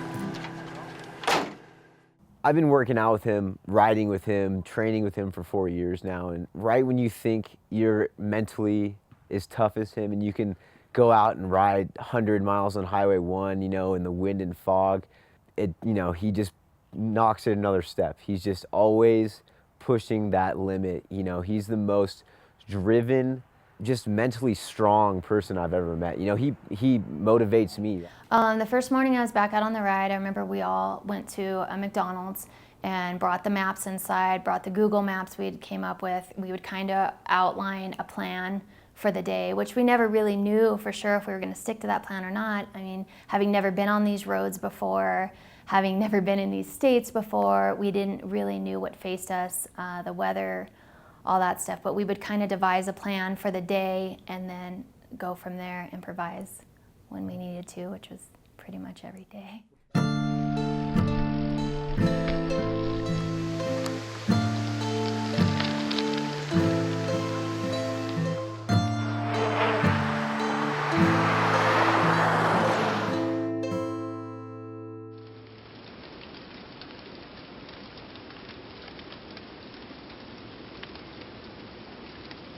I think each person, their definition of sacrifice should be based on something that shows that they appreciate the freedom that they have and the opportunity to live in this country, no matter how small it is, if it's a community service day or if it's making a donation to, you know, the war vets, just something that acknowledges that they appreciate having the ability to live in the United States.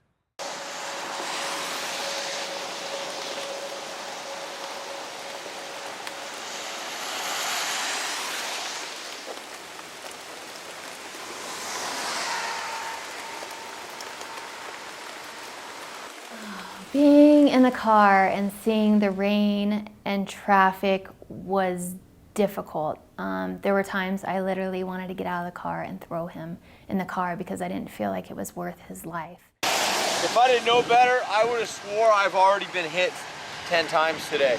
Like cars that I thought actually hit me. Like, how did that car not hit me? That car literally went through me. How did it miss me? I just want to make sure that if I go down, that shit's on film. If there was any way I could shut it down and go tomorrow, I would, but guess what tomorrow is? And the next day is, and the next day is, and the next day is. The same forecast. Isn't that beautiful?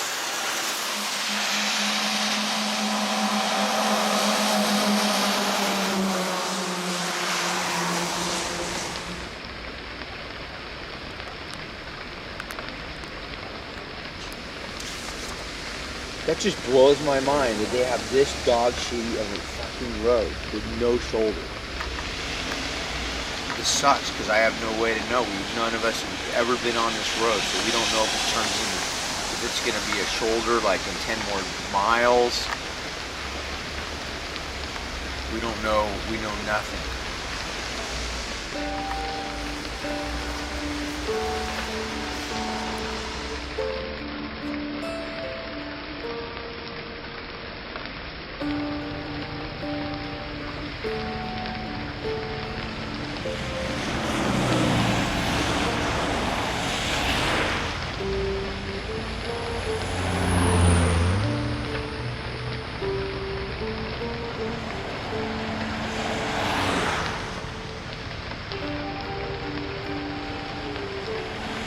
One day in particular where he almost fell on his bike because of the road conditions and the rain and fell in front of a car. And I was watching it. We were ahead of him in the support vehicle and I was watching from the rearview mirror. And it was like seriously sent chills and like made me shake. I tend to think I'm not a very dramatic person, but like got very shaky and realized the seriousness of this ride and the conditions he was riding in. And really didn't want him to do it anymore at that point. But I can't tell him that. You know, and Max is Max, he's gonna do what he wants, and he set out to achieve this goal, and I knew he was gonna do it regardless. So because he was a military brat, he traveled around a lot, he understood the sacrifices that the people in the military do for us, and a lot of times we take it for granted. So he just wanted to do something that would connect the country and not only remind us of how grateful we should be to be in this country, but also to remind us of what happened on September 11th. And I think that that's a pretty good tribute and a pretty good indication of the kind of person he is.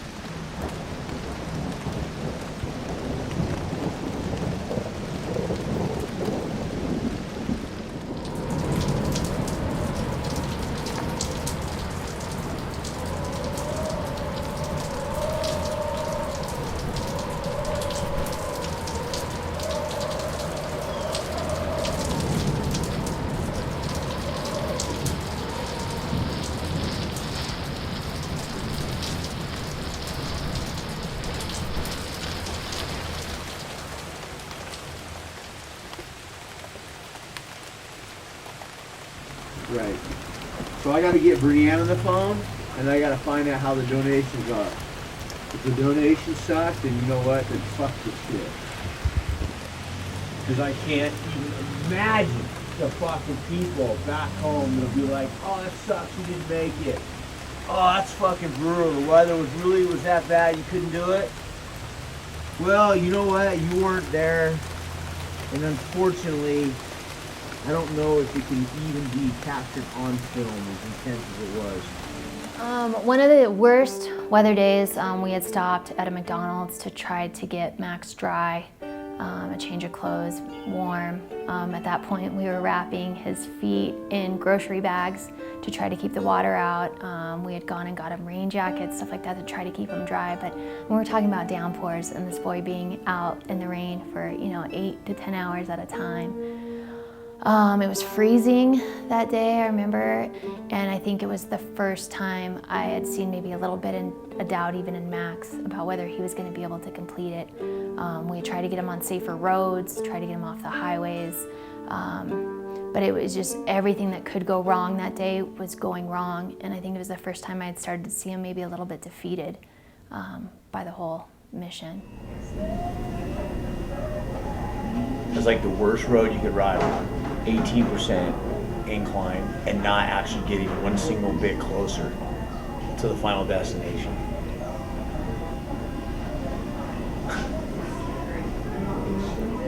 And if I spend 8 hours riding a bike, now they make it 60 miles, and it's making it more and more impossible. I'm running out of days. And then Thursday, Friday, Saturday, Sunday, all lightning, thunderstorms. So it doesn't. It not only does it not get better, it potentially gets worse. It is getting colder. I mean, it could be in the 40s easily right now. This may not happen. It's a race against me being able to get decently warm at a faster rate than I get cold. He got dry clothes on and he went back out there. Unfortunately, not more than 5 minutes later, he was already drenched and cold as hell again. So that was the end of the day, and we went back to the hotel, and it was time to weigh some options at that point.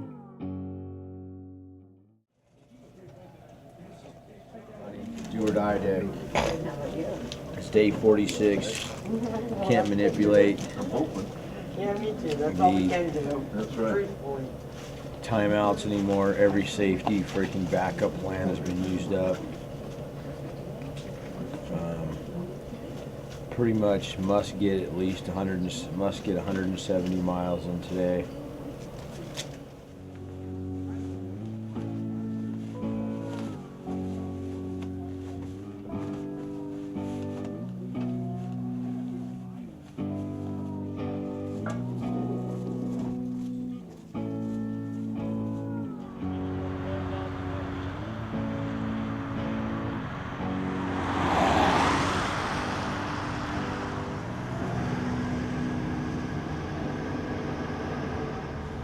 Super dangerous, man, on those roads. Yeah, I'm soaking wet inside. Totally, look. Just from sweat? Yeah, and then when I climbed, fucking saturated from not one bit of outside rain. Look, that's the same. That's the same. If no one's been to Maryland, it's hard to even imagine. That state is just constantly up, down, up, down, up, down, up, down, which is very beautiful, I love, but as far as someone trying to ride their bike through that state, very frustrating. And at night, I think we were going home and trying to find different routes to keep him off the freeways, the highways at that point, and ended up taking him through worse rolling hills that no one could have planned for. And the whole time I feel like I'm just biting my nails, and wondering what Max is gonna do, because I don't know what other options he really had at that point.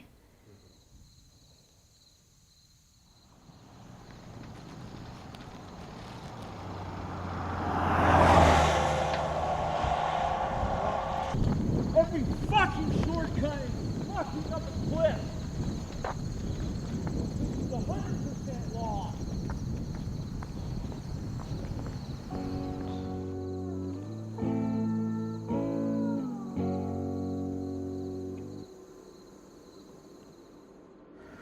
No such thing as a downhill shortcut, is there? I'm 6 hours in. I'm on absolute fucking E for leg energy. And now I'm gonna climb a mountain. That's like E on a car. You're going, fuck, please don't let it be an uphill since I'm on E.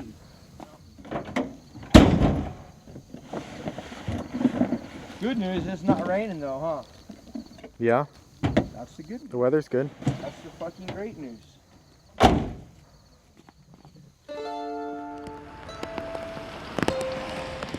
So the slogan Max always says is, pain is temporary, quitting is forever. So he wasn't gonna stop. As much as these conditions could have killed him, he wasn't going to stop.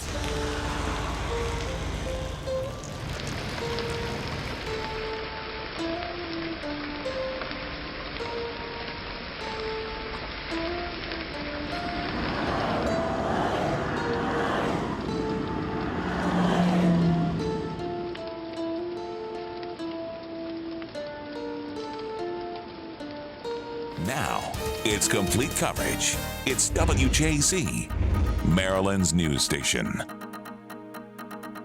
Hi, I'm Kai Jackson. Here's what people are talking about. Rising floodwaters. Streets turned into rivers as heavy downpours drenched the area. Many roads are covered in water, and it's creating very dangerous conditions. Let's begin with Bob Turk, who's tracking the rain on First Warning Live Doppler radar. Bob? Well, that was some pretty impressive pictures, let me tell you. Very scary stuff. Let's take a look at radar. Earlier today, these streams of moisture all across central Maryland just coming in one cell after another, just training from south to north. It just continued that flow of tropical moisture, and some areas picking up 3 to 4 inches of rain.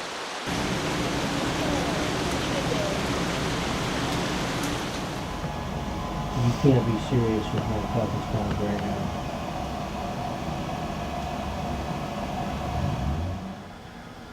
Well, due to the insane weather, obviously you can tell, right? In the Northeast, it's all over the national news.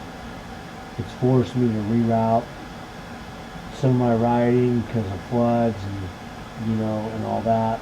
So it's put me behind schedule, but I will still pull this thing off one way or another.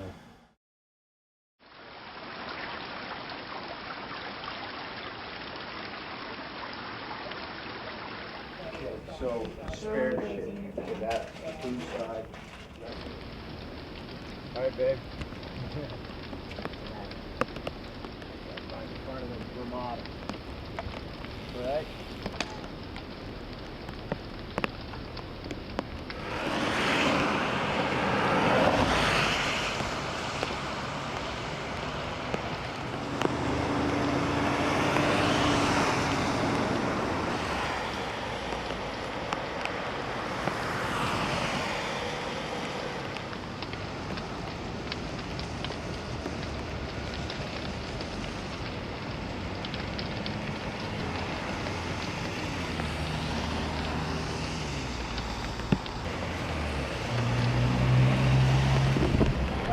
I didn't see the sign that that's illegal to be on the bridge. You guys? Well, we didn't see any sign. I didn't see the sign.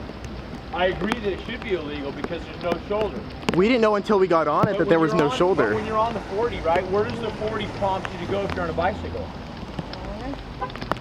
You just stop your bike ride right here?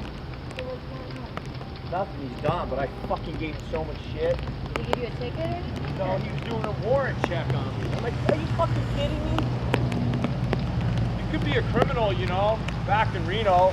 Yeah, and I'm like, yeah, criminals, they freaking are world-class cyclists riding 7,000 miles. Yeah, this is my getaway.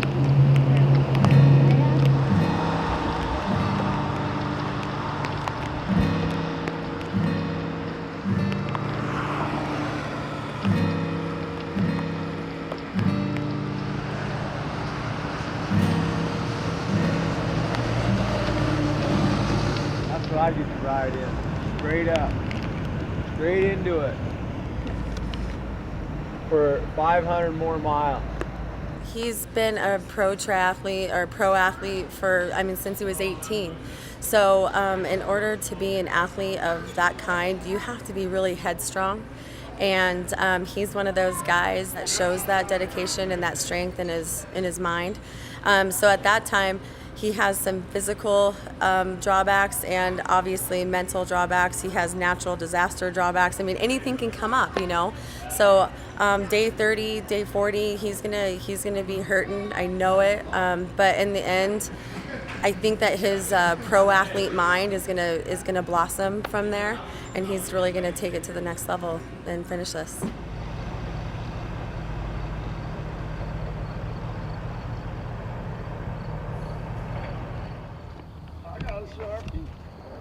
See this? This is a 10-year anniversary tribute ride. You see that red line on the United States?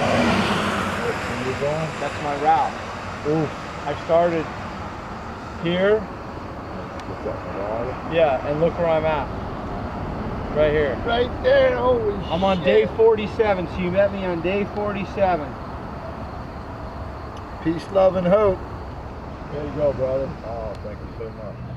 You guys have a good trip. Take care, Mike. 44 for a long time. Go get him, big boy. Go get him.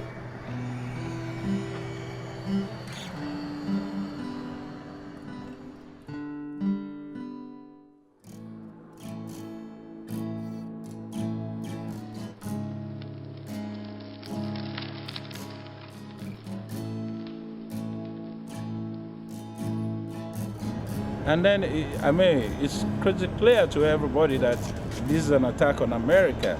And then the whole area was in pandemonium. Everybody was running here and there. The ambulance, the firemen, siren here and there.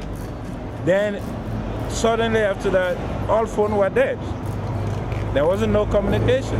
I can't communicate with my family down in the Bronx because I live in the Bronx. Tell you the fact, it was the darkest day of my life, especially in America. I've been here for years.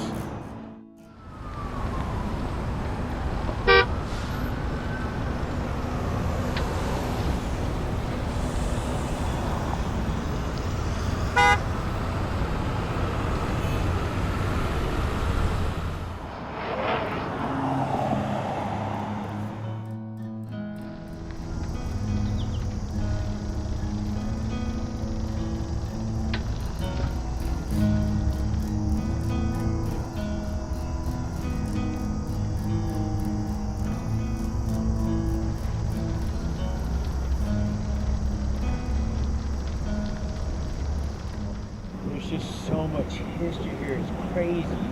And all we do is just drive right through it. It's like I want to do nothing but just walk in flip-flops up and down these historic towns. 7,000 miles, that about 15-mile chunk finally was like gratifying, like freaking soothing to the soul. Like I said, it's weird to see Max down because I feel like he's such a different person than he was those last couple weeks. I mean, he was drained. It was hard on his body. He was exhausted.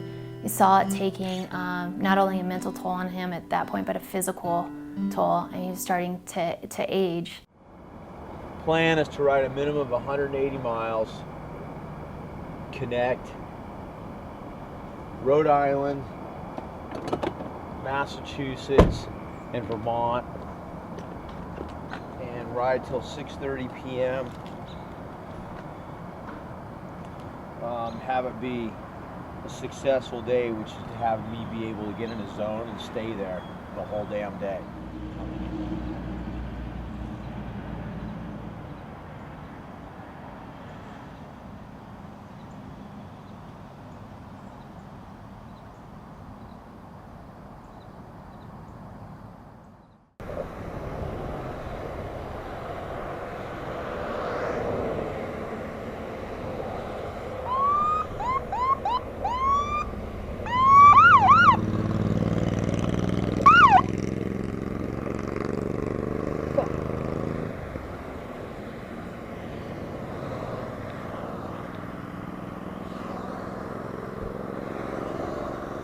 What's that? I'm with the 9/11 Foundation. I have to get to Rhode Island and back to Ground Zero by tomorrow. No bicyclists or pedestrians on our highway. I'm sorry, I heard you. Okay, I was just making sure, but you're going to have to get off the highway.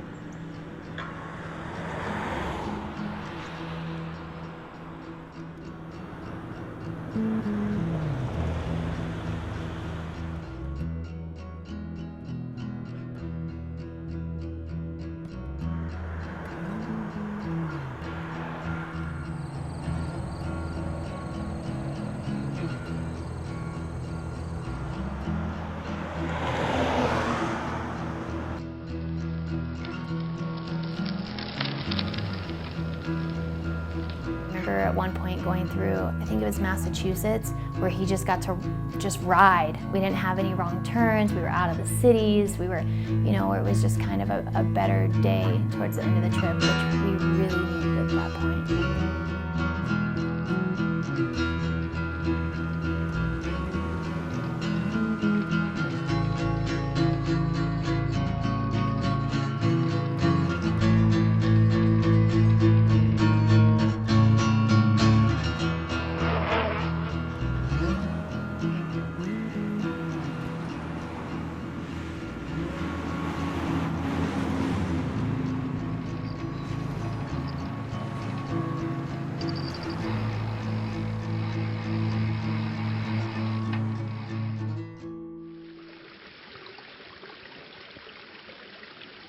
If there's one thing people should know about me regarding this project is that I'm pretty relentless and driven to finish something that I commit to. So from a confidence standpoint, if there's skepticism on why I'm doing it or if it's even able to be done, I just think it's the right thing to do from a sacrifice standpoint in my own way compared to the sacrifice that so many of our armed forces made to protect our country.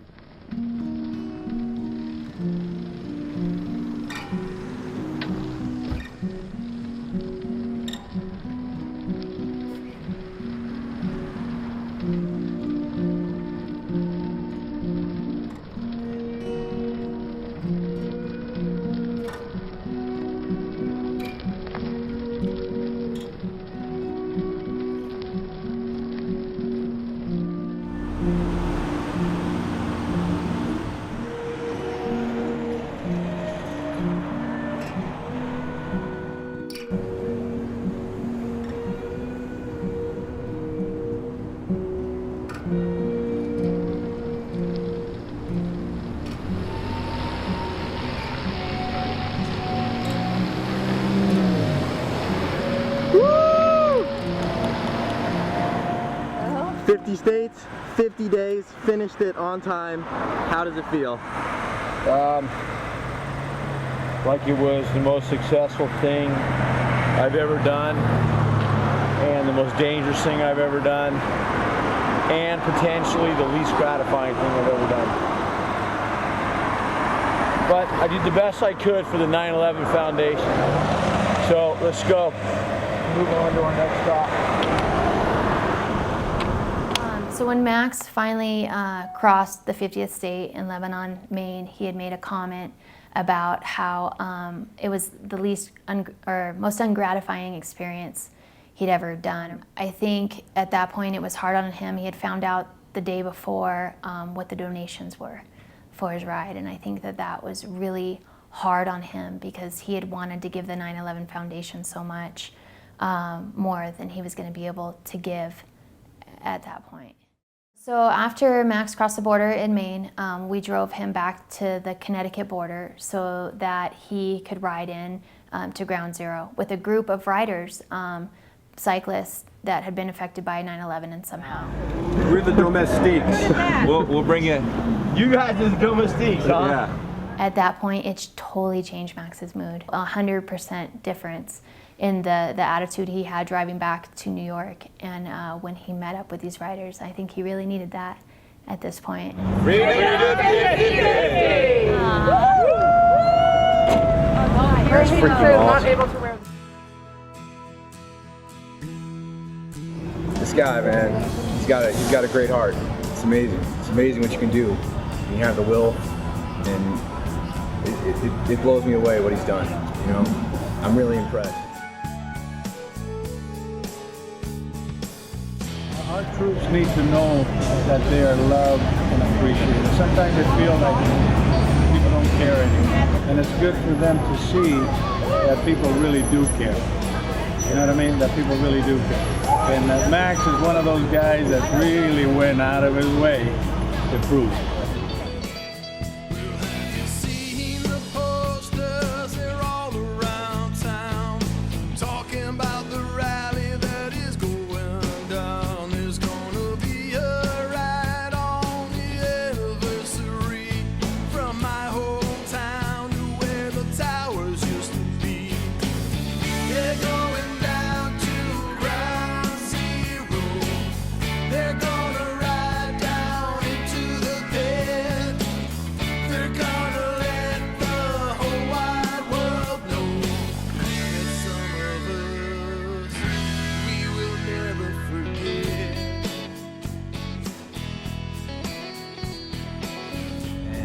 We took care of the first ID we found. We thought we were in the clear. We kept going up, about another 200 meters up.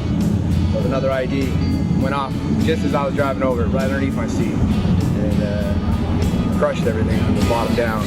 So yeah.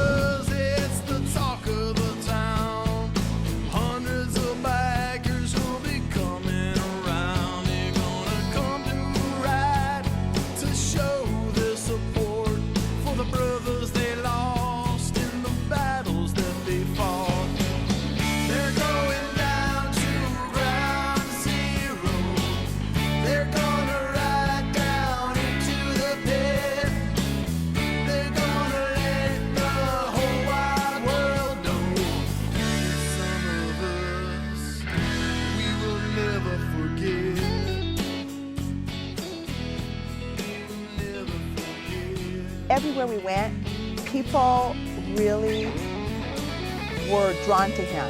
You know, they'd see him kind of haggard. You know, we go to an Olive Garden to feed after he's been riding 8 hours a day, and he'd look haggard, and his clothes are, you know, dirty, and he's exhausted. People would be like, "Oh, what are you doing?" And he'd tell the story, and everyone would want to listen to his story and tell him what an amazing thing he was doing. And we, at the Olive Garden, literally the waitresses were giving us their tip money as part of a donation. So I think that anyone who came across him and anyone who went on the website and heard the story were truly affected by it. It's hard to believe it's been so many years since that day when you rained around here, and I remember my memory's clear the way I felt. Shouting out from Carson City, Nevada!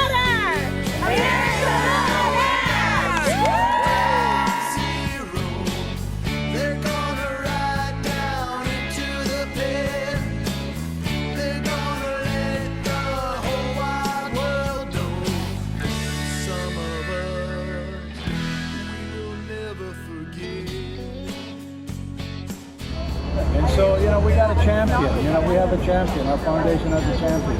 And it's Max McManus, and he's around the corner here. And you know, our guys love him. Everybody knows what he's done. We try to, I'm very grateful.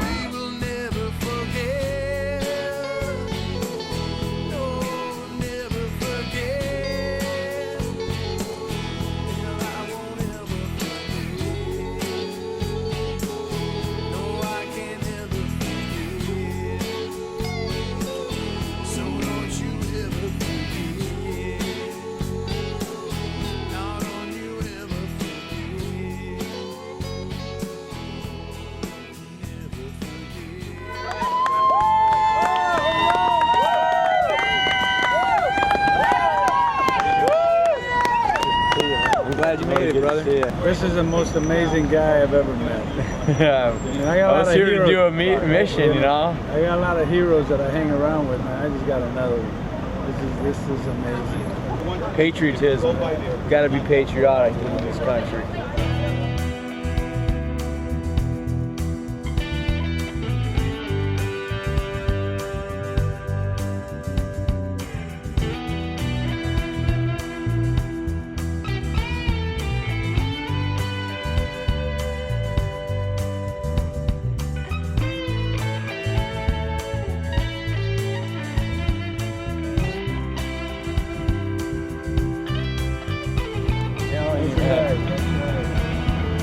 All right, look at my whole crew right here. They did this tribute ride with me. I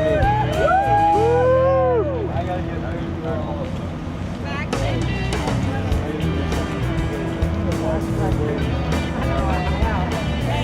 Everybody always wants to shake your hand. Oh, thank you for this, thank you for that. It was a job. That was what I had to do anyways. Max didn't have to do this, but he wanted to. And that's more amazing. If everyone would just take a mini time out, even if it's only on that day for the rest of their lives, to reflect on how disturbing and how, you know, how much that disrupted the peace in our country. And the people that I met, hopefully knowing that I was doing this on behalf of 9/11, that they'll kind of remember it in their own way. Each person can contribute however they want to, you know, not taking for granted the the freedom that we have in this country, and just recognize that. That's really kind of the whole point of me doing it, was to connect the United States.